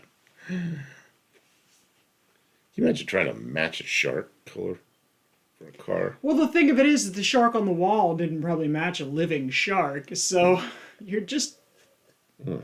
matching a color. I don't know. I'm fun, bud. How about you? I'm okay. Made him work really hard the last couple the of last days. couple of days, and then I couldn't sleep well last night, and then I took a long nap like this afternoon. He's so well rested now. Now I feel good. Yeah, they were problem solvers. That's right. Think outside the box. I've had jobs where that was my job. If you can't Fix make all the the car problems. match the shark, then make the shark match the car. I had a couple jobs where that was, if there was a problem, it's like that's where I was. Figure it out. Oh man, just go back and remember some of those things. And out at the test site, test flying airplanes, I like being a problem solver. There were three of us that were kind of the problem solvers, and we worked real well together. And that was a fun job. That was really a fun job. But change one thing at a time, so when you do the flight testing, you know what you change. You change two things. You don't know if you made 2 steps forward, or 1 forward, 1 backward, or 2 backward. You don't know what you did.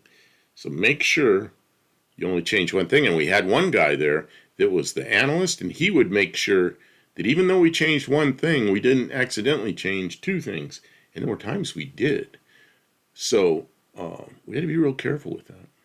You start changing more than one thing, and it messes up the whole project. So let's see, what else is going on? We're looking at old Corvettes. Look at those wheels.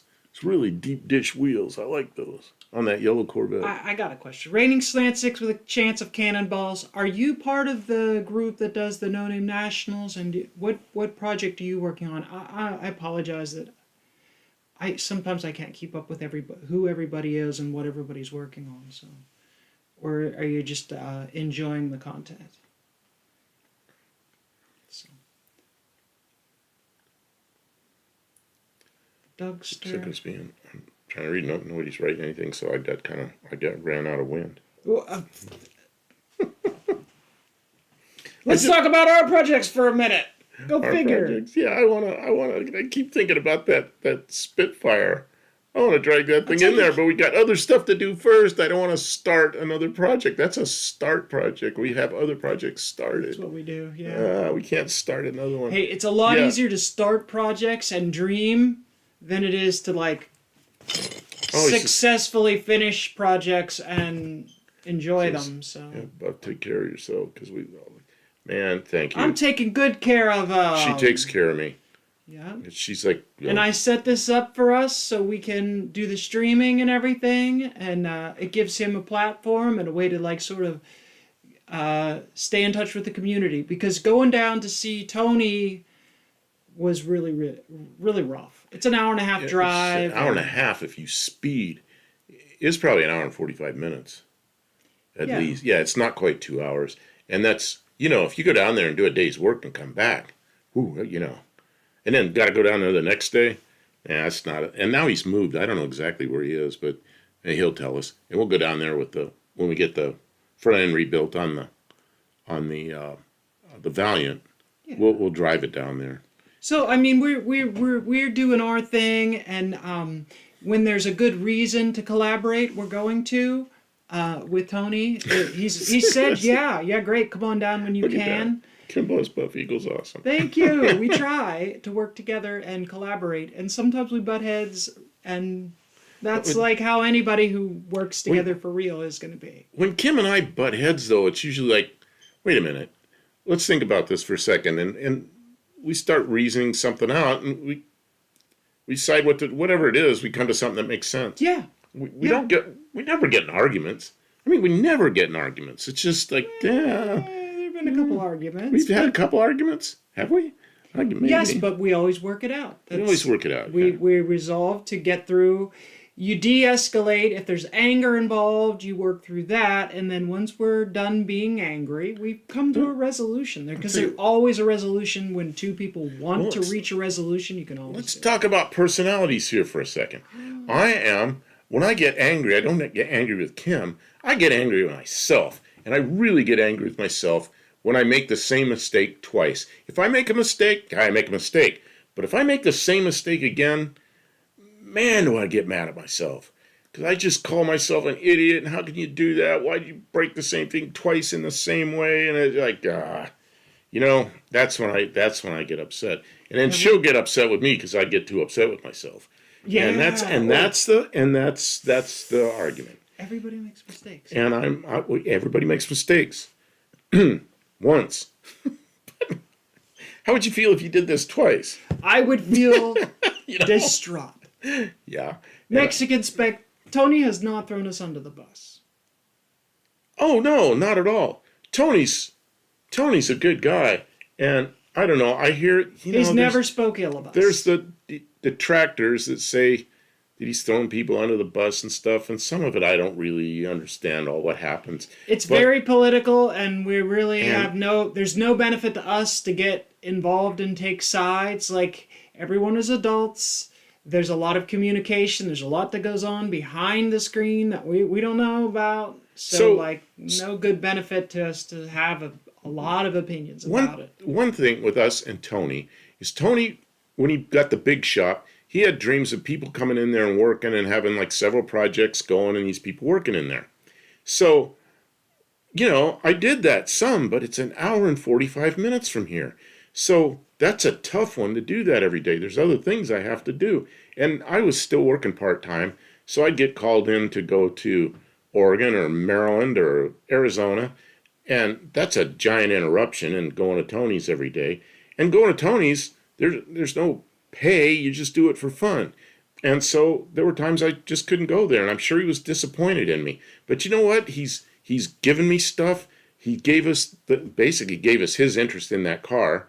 And then I bought the other guy out, and then we have a turbo and intercooler, all that stuff's brand new. He gave that to us. He gave us the engine. It was like a mismatch head and a block that had a lot of water in it, but we fixed it. He gave that to us. He's been one of those guys that he's a great guy to work with. But you also have to remember his YouTube channel. That's his business. So if you go down there thinking you're going to be best buddies and hang out at his house for hours at a time, no, that's not going to happen. It's a business. And you go down there, and if you're part of the business and you work with him, you just have to remember that. And he's a good guy. And the deal with Valiant, never have I had a problem with him. We discussed with him what his expectations were and what our plan was. And his expectations were he's already done a significant amount of Slant 6 content. He had Plan Z, that was Slant 6 content. He didn't need any more Slant 6 building, engine build. He didn't need the content that we were going to need to make to get to the turbo. He wanted the turbo project, not building the Slant 6. Not the farting around. And he wanted to get away from the stuff with Stubby.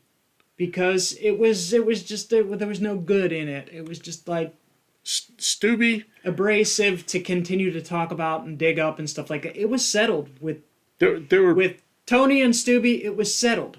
It was only the internet that wanted to keep digging it up and recirculate it, and he wanted to get away from that. Well, taking the car away was kind of to his advantage because it was out of sight, out of mind. Oh, and it was in his way.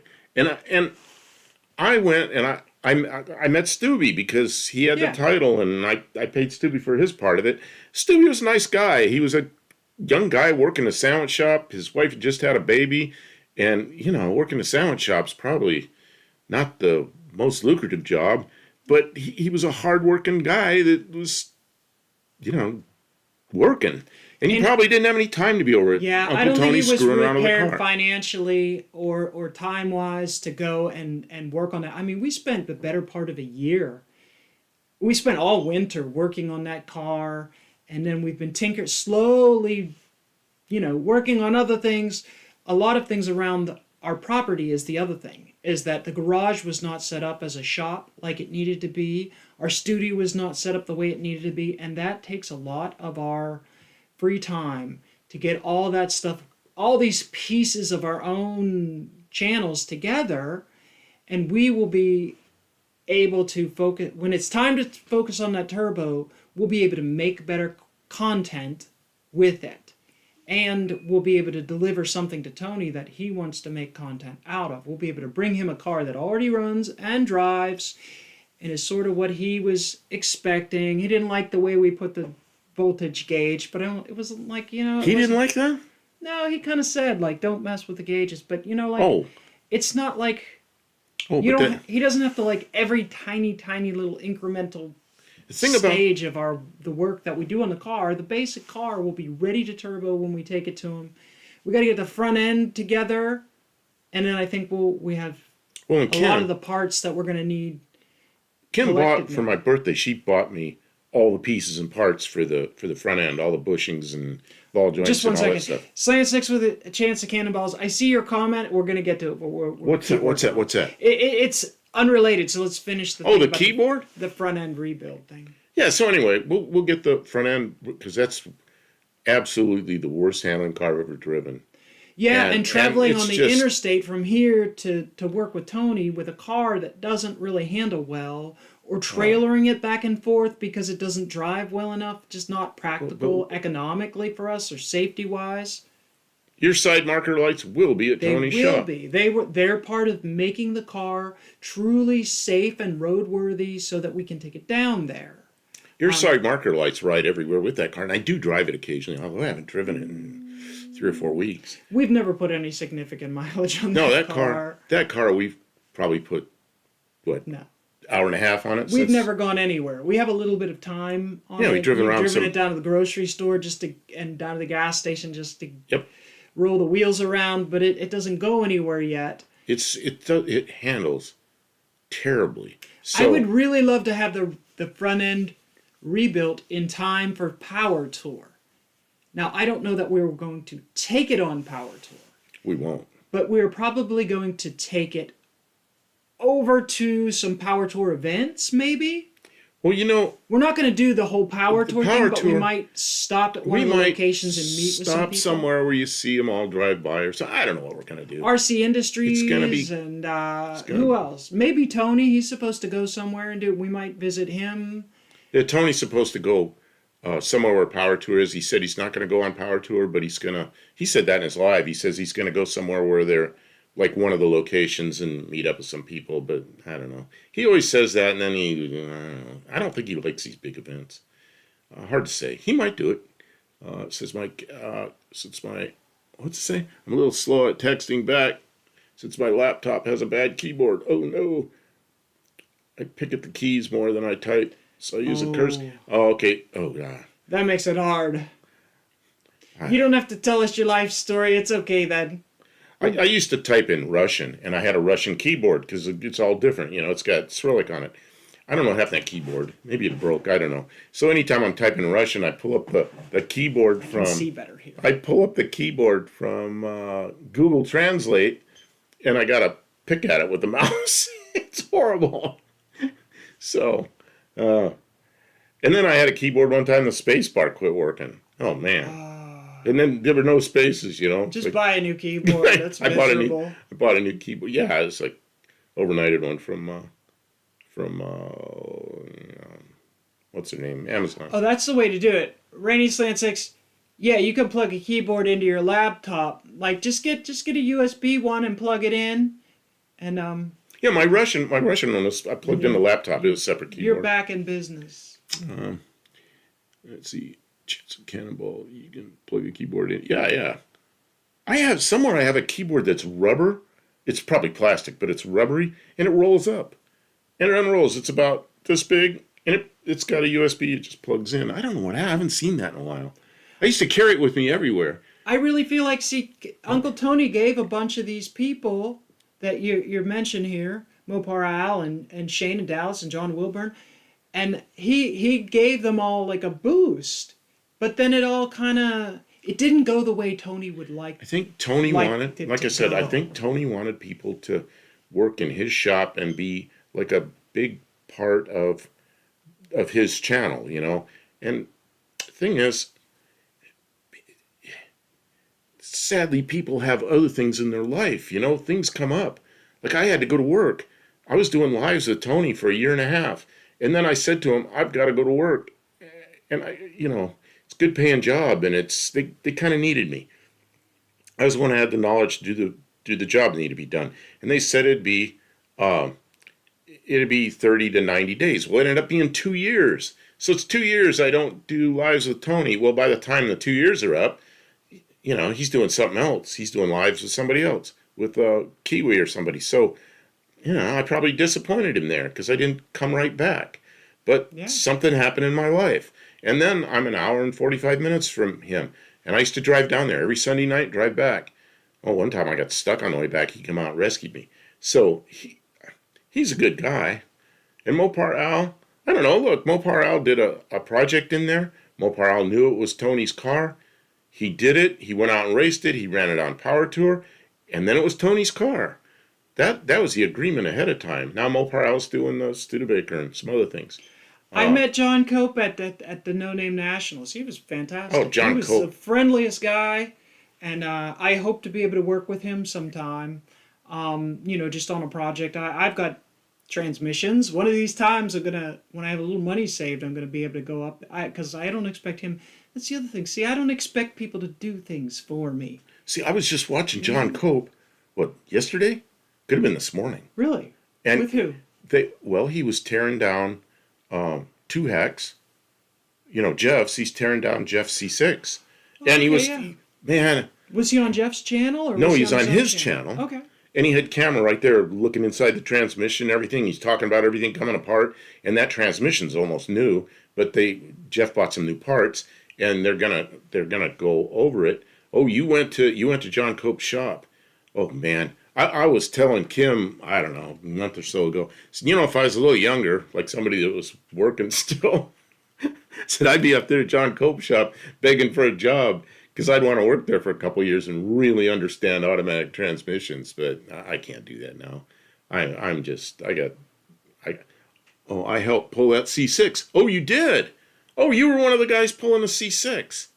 I think there was a video of that. There was a video of it. Was that on John Cope's channel, or was that on 2 Hacks? I watched that. So you were in that. Yeah, I watched that. I watched that video. So we hadn't made the connection. We're a little.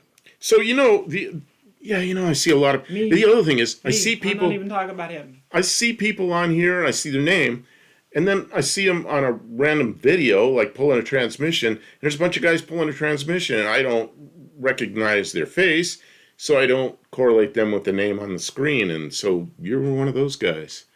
And Jeff, would Kim accept you back into the house smelling like she wouldn't notice because she smells like transmission. She smells like automotive fluid sometimes. I mean, I'm often the one who is elbow deep in I was the one crawling underneath the Subaru. He was manning there's a lot of. Oh, what are you looking at? I was just pulling up John Cope. Okay, yeah, John Cope. So I've been following. There's all you people out there, and I can't follow every video that I want to. But lately, I've been following 2 Hacks with his front drive, not front drive, but front engine dragster, and I've been following the transmission on his T-Bird. And see, I met Jeffro. I met him at the first No Name Nationals, and the way I met him was Kim knew him or knew of him or something, and Jeff's T-Bird had broken, transmission broke, so he didn't bring his car to No Name. He just showed up without anything. So Kim had her monkey bike. So she goes over to Jeff and goes, "I'll give you the monkey bike so you can ride it." So that's when I met Jeff. So Jeff and his son rode the monkey bike during the whole first No Name Nationals. She let him race it. And Kim raced her van. Kim raced her van at No Name Nationals. And that's where I met Kim. So then the second year, well, by then I knew him, and he had the T-Bird there. Man, I had no idea what he was talking about, a 68 Thunderbird. And you know what a 68 Thunderbird usually looks like. I didn't expect that. And that thing was, that was really something. What a hell of a car, you I know. don't mind the smell of ATF. The only one that really is the differential fluid. It's You a know, stank. Whoa. 90 weight or whatever it could be, the gear oil, that doesn't bother me too much. I don't like brake fluid. I always seem like a brake fluid comes down and ends up my armpit. I don't like that. And yeah, I guess that fluid does that. Differential fluid doesn't smell good, but I don't know. It washes off okay. There's something about brake fluid that's just nasty. It's just nasty. Ooh, yeah, it makes your skin feel really awful. It's just nasty. And of course, I dealt for the two radiator shops I Get it in had. my hair. Two radiator shops I had, and I worked in another radiator shop. So antifreeze, it's not the most pleasant thing, but it's water soluble. It just washes off, you know. Smell of differential lube stinks. Yeah, it does, but you know. And then you know what Tony uses? Tony uses automatic transmission fluid in his differential to keep the drag down. But of course, you know those cars are running quarter mile at a time for a few times, so I don't think he cares about wear so much. No, well, and the other thing is the viscosity is still up. In a short run like that, you don't. Yeah, yeah, that's another thing. People are heating up their jacking up their car and sitting there running a differential for half an hour trying to warm up the fluid. Yeah, You that's know, silly. and he's Tony just runs Beat him to the punch. Yeah, yeah, just runs run it cold. run ATF.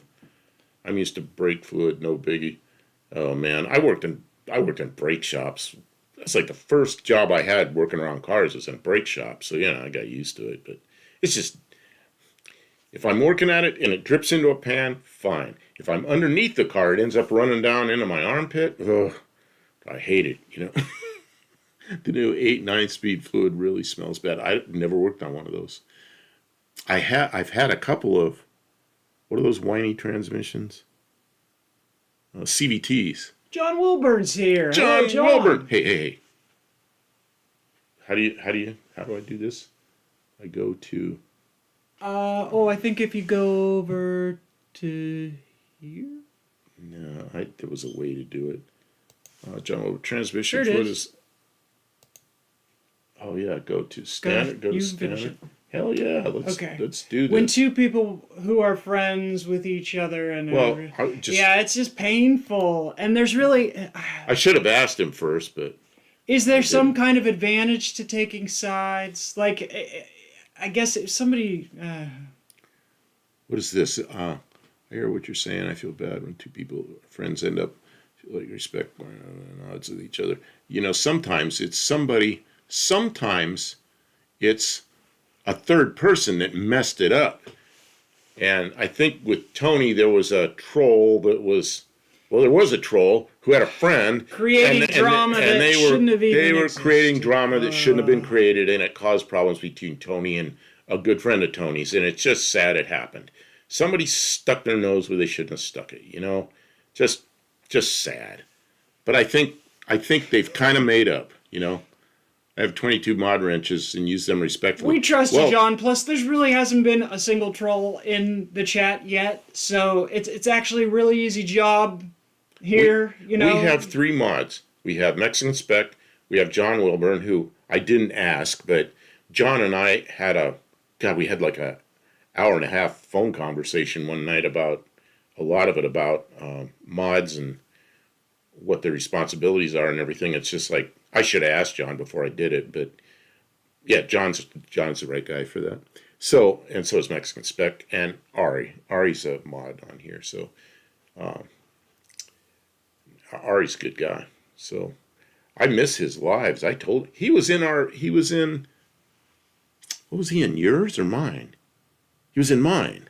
Yesterday we did a live from the shop, just impromptu made a live while we were working on the Subaru. And he came in there, and I haven't seen him in months. You know, I said, "Hey, I miss your lives." Translane came off. I drove my Durango to the border. AutoZone said the most expensive fluid is the only one. So I did. It was expensive. Durango. What's a Durango have that's expensive? it's a Dodge, but the new derivatives of the Dodge transmissions are very. What is that stuff called? Like ATF? No, what's it called? special say that? transmission fluid, and it's just Oh. very expensive. Yeah, John's always live on Friday night, and then for quite a while he was on with Slant Daily on Wednesday nights, but that's now not on Slant Daily's Garage channel, but it's back on the AHRA with Dallas. So Dallas and Slant Daily Garage are together now, and John's not filling in anymore. But it was really good when John was there. It's a 2000 model, not that new. Well, that was the time when they were coming out with the new derivatives of transmissions. And So when there were failures, they always blamed the owner. Harry is They awesome. said, "Oh, well, you didn't put the right fluid in, that's why it failed." And I don't know whatever was the resolution of that, or if it really was the fluid, but there was Yes. a lot of more failures than there ever should have been. Yeah, it's Dallas Brown. I don't know why sometimes I just can't think of people's names. It's people I know. I always remember your name, but one day if I forget your name, don't get mad at me. It's just my brain doesn't work. We're getting to that age. We're getting to that age.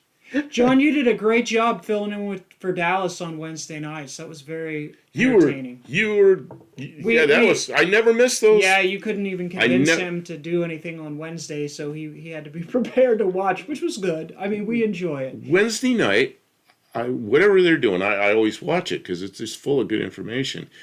And, yeah. Would be surprised. Dougster, what did Doug say? What did Dallas Brown? I don't know what else he said. I missed something. John, there's a lot of there's a lot of lives, and there's enough now that I'm missing some. Last night we were on, and I figured it out after we were on. We were covering up. Why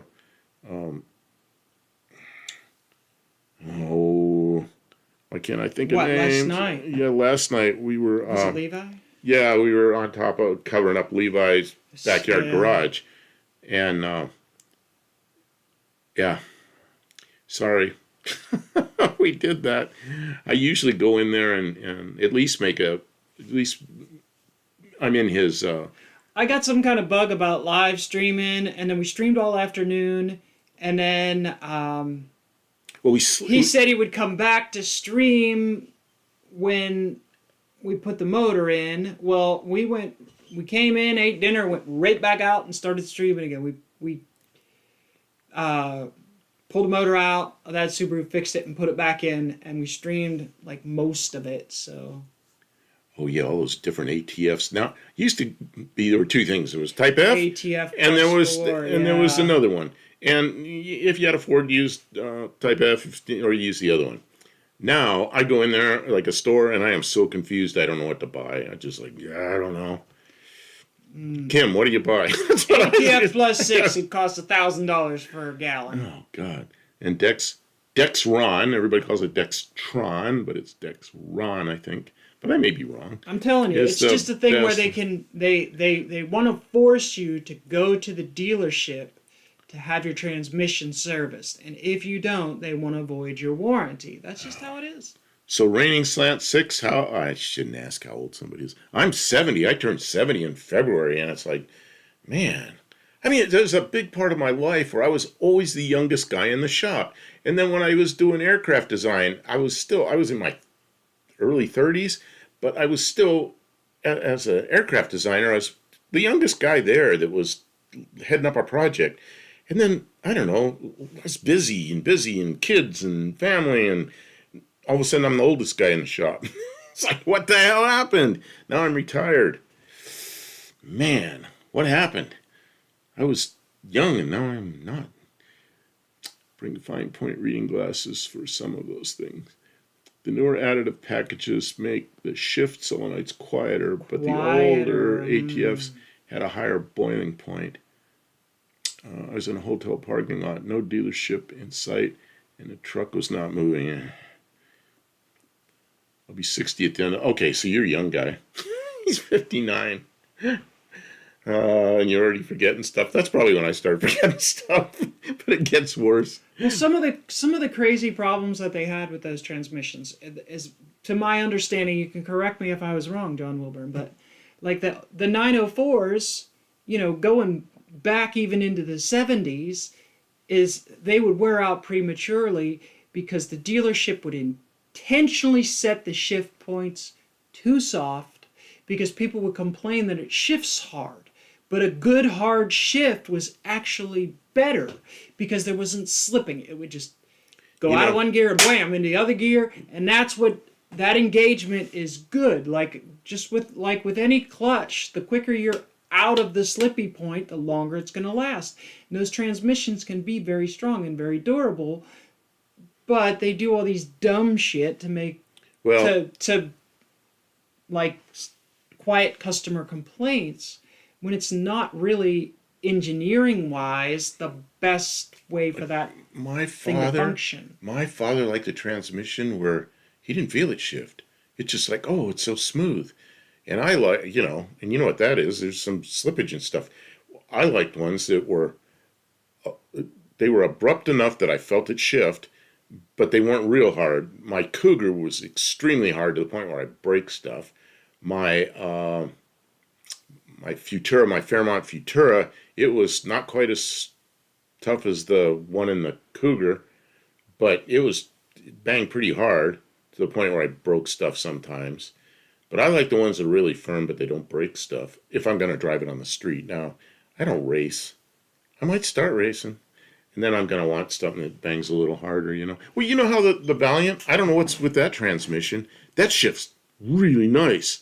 It's a 904, and I've got the kickdown nice and taut, but it's fixed right now. She set the kickdown somewhere where it's not all the way off, but it's on a little bit because we're going to turbo it so that all the linkage isn't finished yet. It's going to change, but that transmission has a firm shift to it. There's no slip and slide, and it doesn't bang hard, but it definitely shifts when it shifts. Right, and that's just a factory transmission with You think so? Yes, but it's set tight so that the kickdown.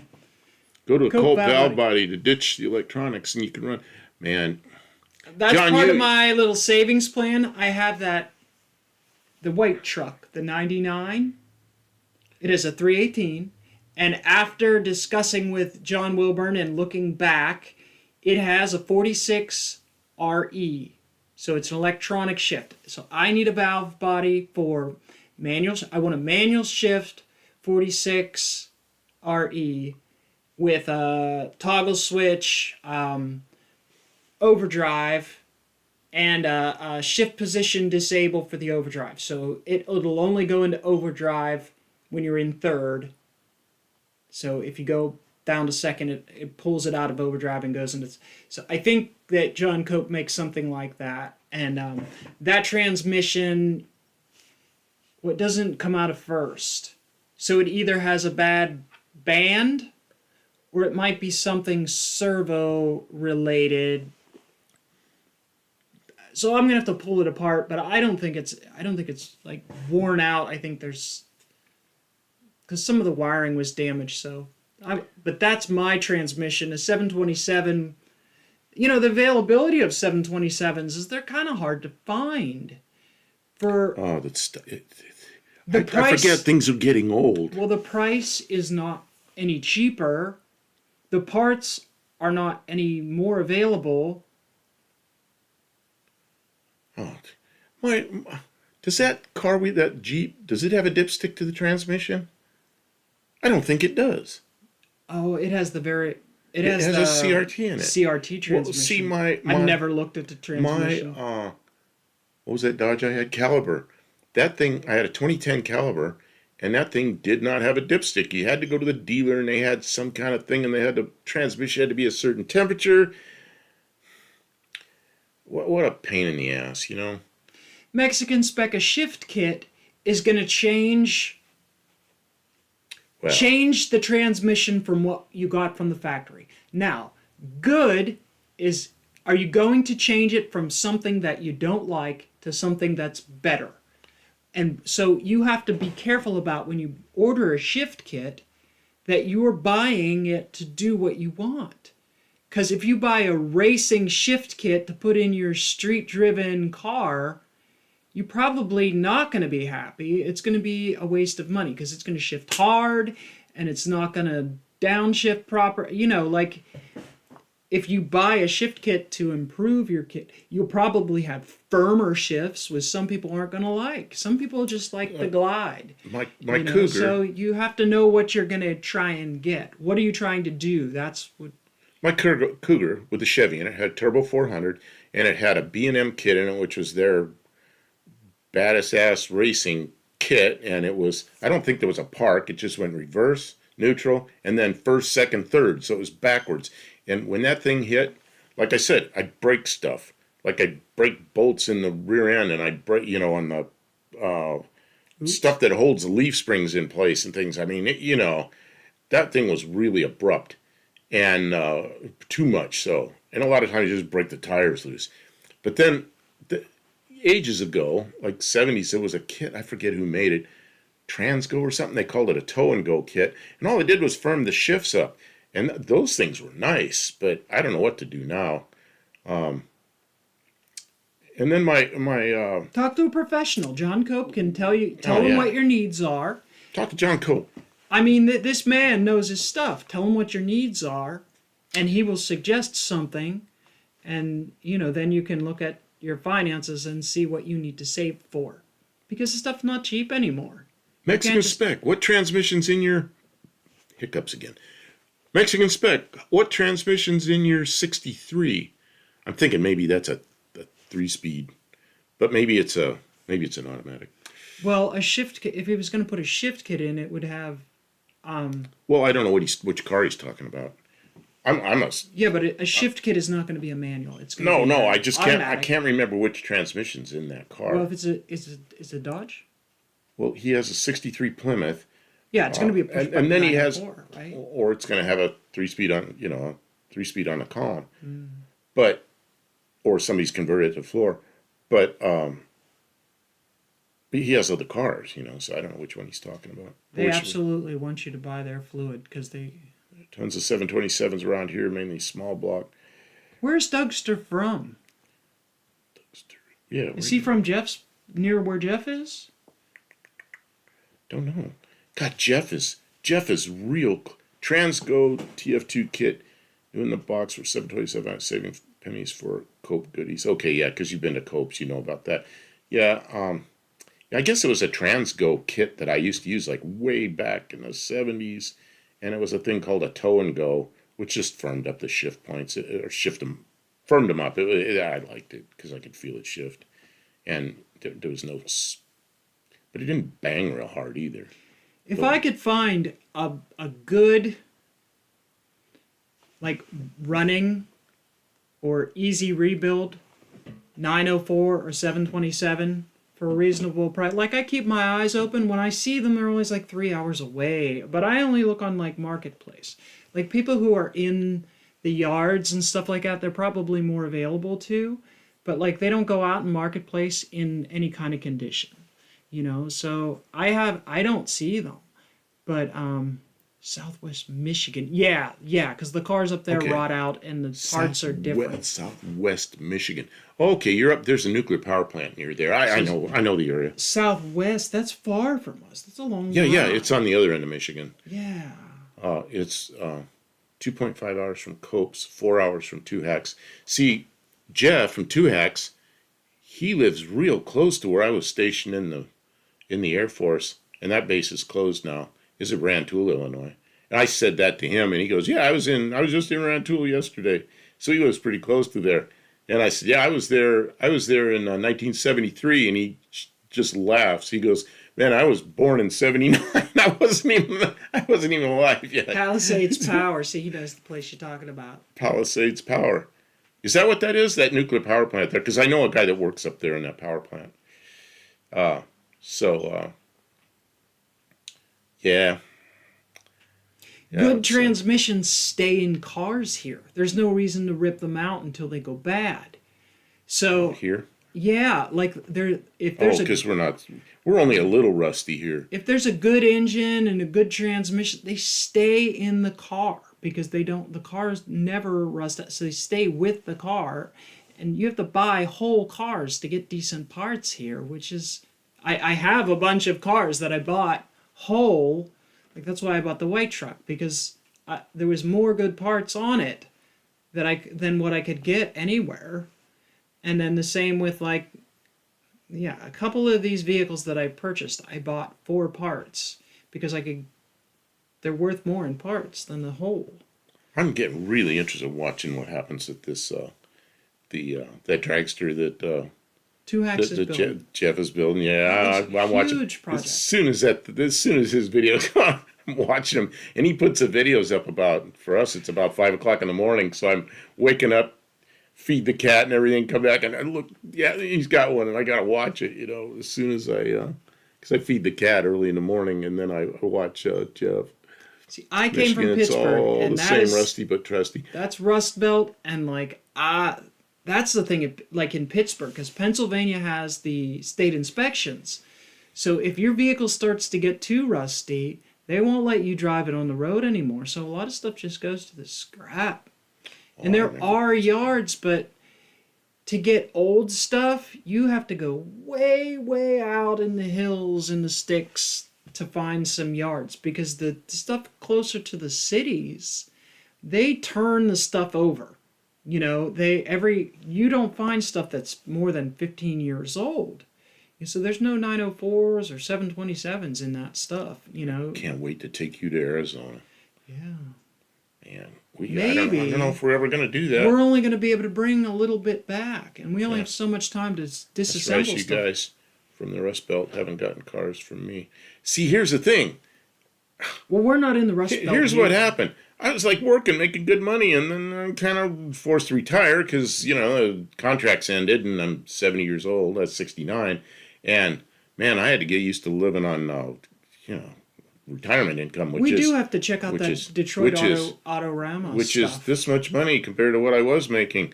And I see your cars, Mexican spec, and it's like, oh, I'm telling her all the time, look what he's got. I want to go get one of these. And of course, we don't have any money. Save my pennies. Man. Or sell something. I don't know. Well, the other thing is we're not really car collectors. Well, yeah. If you buy a car if we spent like a big chunk of money on a really nice car to bring it here, then what do we do with it? Then we have to babysit it. We have to maintain it I and see him with all these Fairmonts. I'm like, oh man, I want one of those. I almost don't even care which one. And it's like, I can't do it. I just can't do it. well, once we get it, then what do we do with it? Oh, I don't know. Drive it. It'll end up being my daily driver. Because one day that Mazda's going to take So a you crap. absolutely could do it. You could trade your Mazda in. What's that Mazda worth? Oh, a couple $1,000. Couple $1,000, yeah. And Everybody then is you a could car use collector. that money. Yeah, well, And then I see other cars. not he has. everybody Mexican spec. Not everybody. The Fairmonts I really like because they're a Fox body, and the day those Fox bodies came out, I was working on them, starting to work on them because I was fixing crashes, and they were mostly Mustangs. And then the California Highway Patrol had them. I was working on those. Really like Fox bodies, and I ended up with some Fairmonts and a Futura. The Futura was my favorite of all of them, and so. The Mustangs bring a lot of money, and I don't know, I just like the Fairmonts. Same thing, but not as expensive, and yeah, came out as a collection. See the drag strip. We go to the event. It's fun, but like we're not gonna build like an event-winning drag car. Like that's really expensive, and so like, and it's a very very specific like. Once you build a car to win at drag, there's very few drag cars that anybody can even drive on the street, and if they do, they're uncomfortable, overpriced. Just building drag cars is like I don't know. It's not even what I really want to do. Work on them just 100 inches, or 100 feet by 160 feet. Cute little shop. 100 feet, yeah, 100 feet by. What That's what all size? I want. Yeah, ours isn't that big. Ours is what is it? It's 40 by let me 60 think, let me think. tops. It's 32 by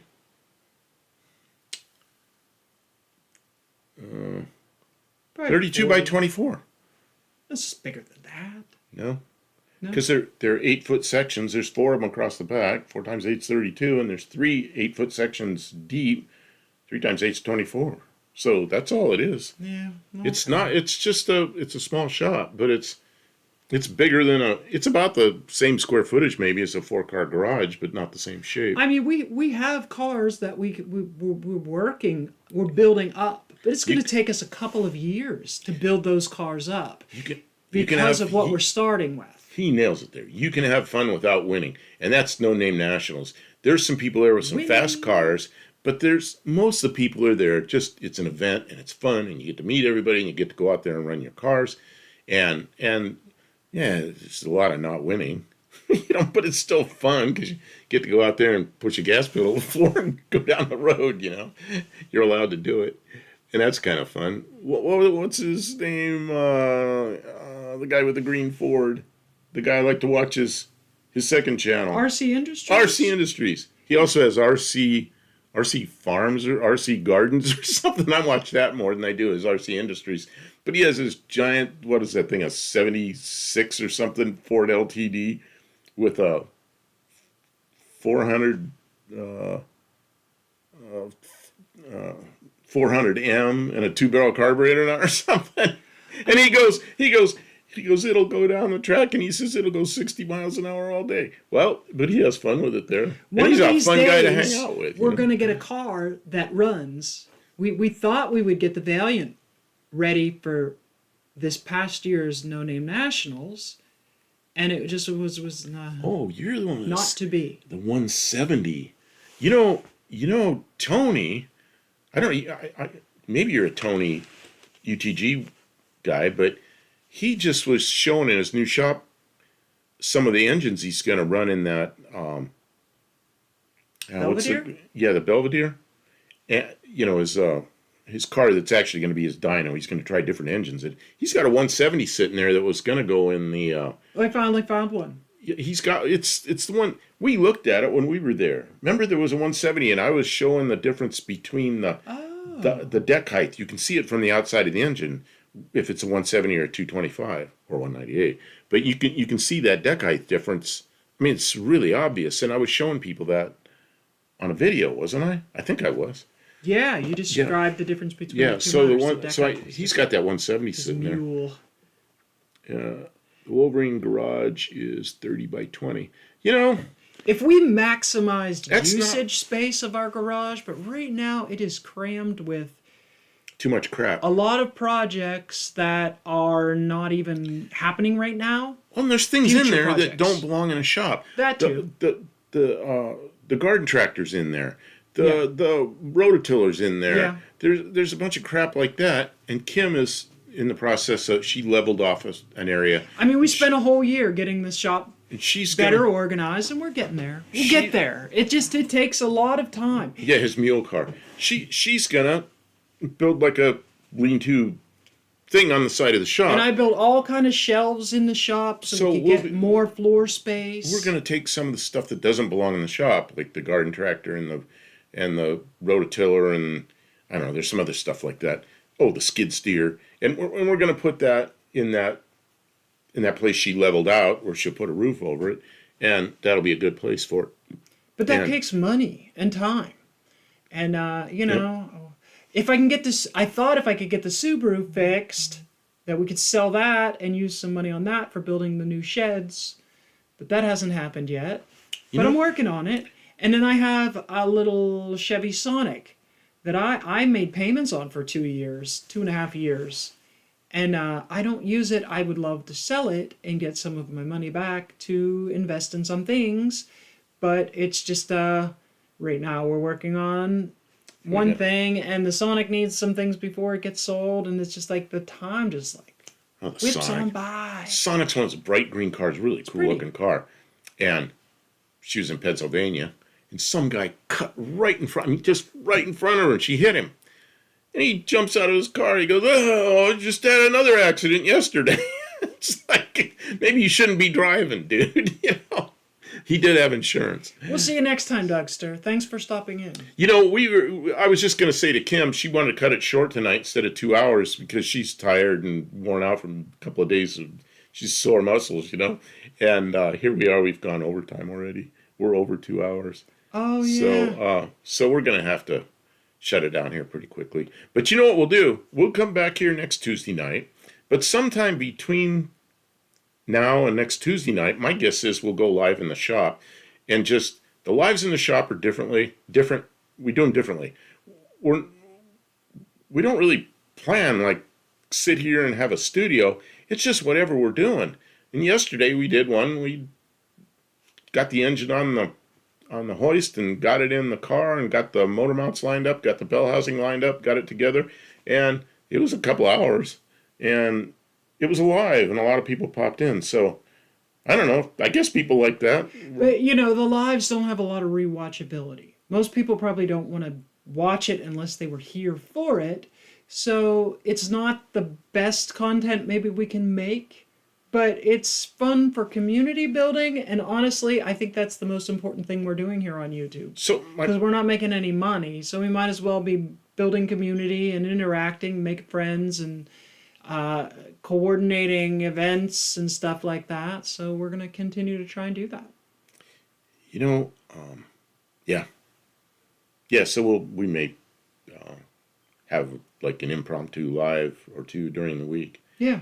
And it might And be it's on a- my channel And it's a or his channel. we say So about the it's- size of the shop, it's a small shop with a lot of crap in there, Oh, and it's stuff. just our background's got to look terrible because there's just too much stuff for even on our shelves, you know. Thanks, Buff, Bruce. I have been watching Tony, and that's 170 Scott. Yep, you're right about the 170 block being 1.5 inches lower. I actually did a video on that, or it was in one of our videos. I stood there and had two of them next to. I think we had ours and Tony's 170 right next to each other, and I showed that one share between the 198 and the 225. You know, the 198, nobody likes that thing, but I had friends that bought new, probably Dusters that had 198s in them in the 70s, and you know they were just driving around. The like both 170 is lives. cool because Bruce. you can really spin them up. Bruce just popped in.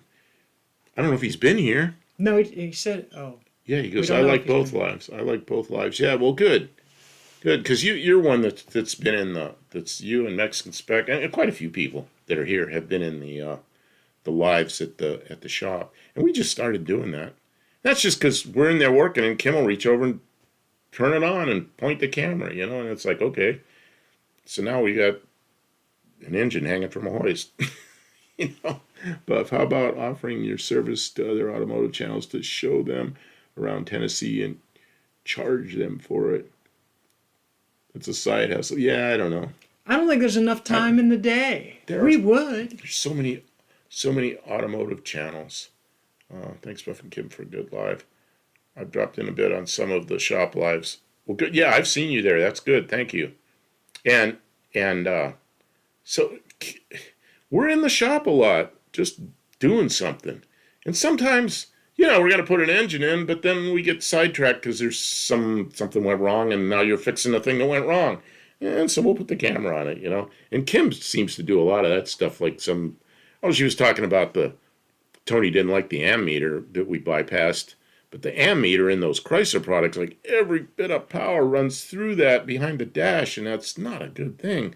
And Tony just, I don't know, he doesn't like it, but Kim put a voltmeter in there so we still can monitor what's going on. It looks like it belongs there, but we don't have every last bit of power running through the instrument panel. So that's I hate typing on a cell. I understand, Bruce, and you know what? The closest I can relate to that is I hate trying to install an engine while holding a selfie stick. It's like impossible. Like I can't do it. Like I could set the camera up and just live stream and show you, but like without like a helmet cam, I can't show what I'm doing. Helmet cams are It's just terrible really difficult.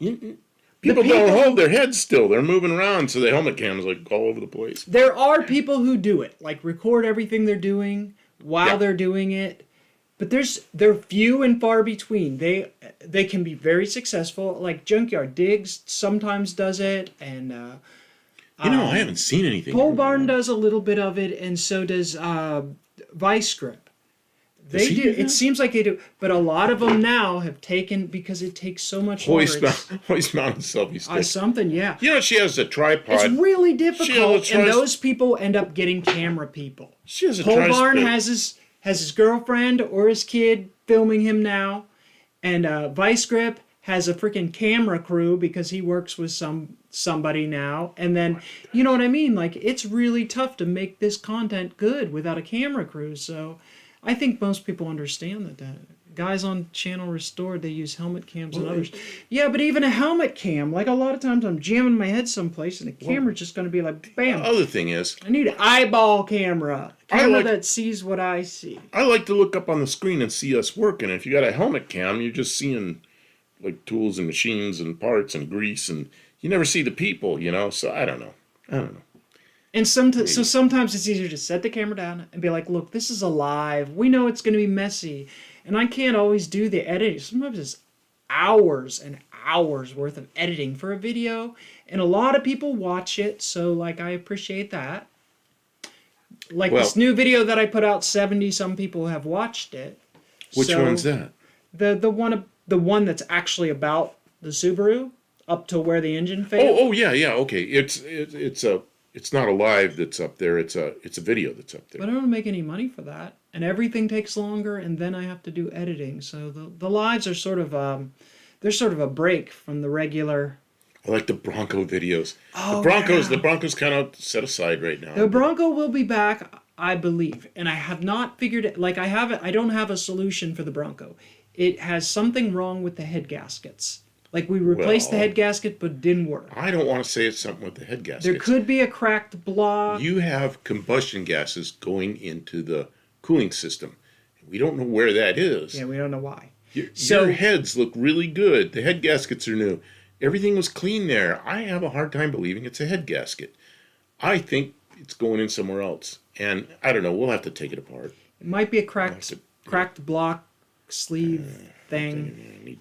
And sadly, those engines are hard to find now. The engines are very difficult to source See, and because they all had sort of a similar problem. But the 4-liter engine seems to be a somewhat viable alternative. Yeah, that's what I told her. Cracked cylinder. So the 4-liter engine is going to cost me some money, but they are available. You can get them, and they don't have the same kind of problem. Email that you would put if I wanted to share. Oh, yes. My email is Buff Del Campo, one word, BUFFDELCAMPO @gmail.com, of course. So yeah, just and I do look at that, and they're just please don't give that to somebody that sells something. 'Cause Jeez. I have other email addresses. There's one that I use it now just for buying stuff. Like if I buy stuff on Amazon, I use that email address. Not that one, another one. And I have between 50 and 100, probably close to 100 every day, spam, just crap in there. And I go down, just delete. And then it's like, oops, I didn't mean to delete that because it'll be something I want. And then delete. And there might be, out of 100, there might be one email. And I don't want my Buff Del Campo one to turn into that. Doug, so you need to use the small block 727 valve body and pump and input shaft and such in a big block case. Lockups weren't common until 78 through 80 in the big block. Yeah, we're all but gone by then. Parts Okay, smashing. we're way over time. So, Okay. I mean, I'm having fun, but let's shut it down. Yeah. And- the Bronco will be back. We'll figure it out. We're going to do something or other later. So, yeah, we're not like Tony where he says he ran out of content. We have a lot of projects. Just doing Ultra Bell or the conversion plate, $800 either way. See, I have a dozen 2.8 and a half dozen. Wait a minute, you have 2.8. What do they call Cologne engines? If you have, are they any good? What side of the border is he on? Is he in Canada or is he in the U.S.? Um. Wow. Yeah, are they good 2.8s? Let's see. Great. Now I know what you mean about folks soliciting, so I'm not selling anything. Yeah, what happens is, like, I have another one that's personal. Guess what? Yes, I asked them if they're good. Oh. What part of the country? Where are you? Yeah, and do you Whereabouts want to are get you rid of located? one, or and you're talking about Cologne engines, not 2.8 Chevrolets or something. So yeah, I have an email address that I only use for family. Burner. My brother, my Oh, sister. that one, yeah, good one. That one. That's all I use it for. And my brother went and gave it to somebody that's selling stuff for his daughter's school or something. And man, that started the spam. Canada. Here in Canadistan. Okay, that means we got to go up somewhere and hand it across the border with nobody looking. Oh man. There's a guy in Mississippi's got 3 of them, but I going to Mississippi even like that's crazy. Well, Canada's a good run from here, even Yeah. straight north. I mean, but we still have to go to northern Minnesota for I don't know if something. that's ever gonna happen. I know. I know, and there's a guy up there that gave me a Model A. Was it a Model T? I don't know. He gave me this aluminum I car, know. and I got to go get that, and that's up in very northern part of Wisconsin. Ugh. Shipping me more than a Where? truck is worth. That's the rub. You have to make it work financially, and that's why things take time. If I want to do it right now, I could get the stuff. I could get a short block for it, or even a long block for it, But I'm dropping $5,000, and it's just an old Bronco. It's an old It's just an old Bronco. Bronco. I'm not. No, wait a minute. Hold on a second. Whoa, slow that roll. I am not made of money. I may be gorgeous, but I am not made of money. Money. So, Oh, we have bank accounts, but they're empty. I mean, no, I'm not. I'm getting down there to the minimum balance. I again. ain't broke, but She's not broke. I'm but not. I'm also not like throw it around money. Don't know how good they ran. 5K for an engine. In what world? Yeah. Well, that's the thing. He sells cars for $5,000. 5K for an engine in what world? Okay, go online and find a real source. I mean a reputable name, someone who knows what they're doing, who's building a Cologne engine. Oh, you're talking about a rebuilt engine. That's A done remake. right. Well, why would I buy a junkyard engine that I don't know is good? I already have an engine. You already that I have know some that of those. I know that I don't know is good. If I want a real engine that has been remanufactured, that's going to be, good and semi-complete and period correct, because if I get a newer one that's a little bit cheaper, it won't be right. If I get the fuel injected one, then I have to do a bunch of stupid fabrication. So to get a 2.8 Cologne that will fit that Bronco properly, I am easily going to be close to $5,000. Now, there are places that say they will sell me one cheaper, but go and actually try and get it. And No. look at the shipping fees, because you're going to pay a dock fee for it. And you're going to pay $1,000 in shipping just to get it here. And how much is a rebuilt motor? You can't get any rebuilt motor for anything here in the United States for under $2,500. We need to find a running one that's been rear-ended or something. But that's the thing. That- There's and you not just- any around. They're just- all gone. One turns up one day. Well, that's the thing. One might turn up, and if I snatch it, if I'm ready to pull the trigger, which I'm not even. The Yeah. trailer's full of cars. We got other stuff to do. I'm pension poor too. Yeah. And look I don't know. and look SFTE and look. Don't know. Yeah, Ow. retirement's not all it's cracked up to be. We have everything we need. Yeah. We can just Well, only have so many toys. Look at Copart. Yeah, Yeah. Copart? I mean, how many of those old cars are around? People aren't even driving those Broncos. You don't see them around anymore. They're too damn old. I can't believe it's been that long. What year is your Bronco? It's an 85. 85. Yeah, it's getting there. Oh man, it's 39 years old. When I was have- first working on cars, there were no 39-year-old cars. So that's the thing.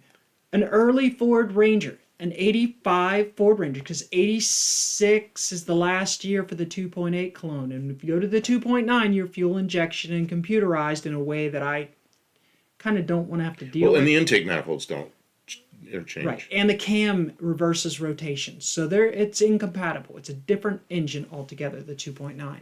So to get an 84 or 85 specific engine from a Ford Ranger that's running, you're looking at close to $4,000. Because the Ford Ranger, people like the Ford Rangers. If it's running good, they're not just going to give it away. Well, it's 4-wheel drive. So you really want to keep all your transmission and all that stuff. Anytime. I feel like I kind of reset so many times. 90s cars are still pretty new to me. Yeah, that's why I start thinking about things, because in the 80s I had a lot of those 2.8 cologne engines around, and they were in Pinto wagons and Pinto, the little surfer vans. And I just think, oh yeah, those things are everywhere. But there a lot of time went by. And Kim's telling me, oh, there's none around. And I start thinking about the age. I'm going, oh yeah, I guess there's probably none around, because... Lots around and here. he says lots around there. Why? Well, that's why the are you other up in thing. northern Canada? Okay, Bruce. The other thing is, Are you right, up in northern Canada? is regionally, there may have always been more of them around you, because there's a bunch of them old Jeeps like Tony likes around this area. They're every freaking where. But the Fords, there's not as many. That's another thing. Express us look at the lists at your local yard and see what's there. We have never looked in the local wrecking yards here. We'd never. I don't even. I kind of know where they are, but I've never even been in one. So There's one up there. Yeah, we haven't done the wrecking. I haven't done it. We're. Hey, we got to wrap this up. We're like. Lots to think about. Yeah, we're like. Okay. 25 minutes over. Okay, thank you everyone. It's been great having you, and we're gonna call it there. Hopefully next time we can get an earlier you into these conversations earlier. Well, this has been good. I like this. Lots of fun. We had no idea what we were going to talk about. We ended up talking about all this stuff, so pretty cool. And good night, everybody, and we'll good do night, it again Buff and next Kim. Tuesday. Looking forward to your next live. Adios, senor.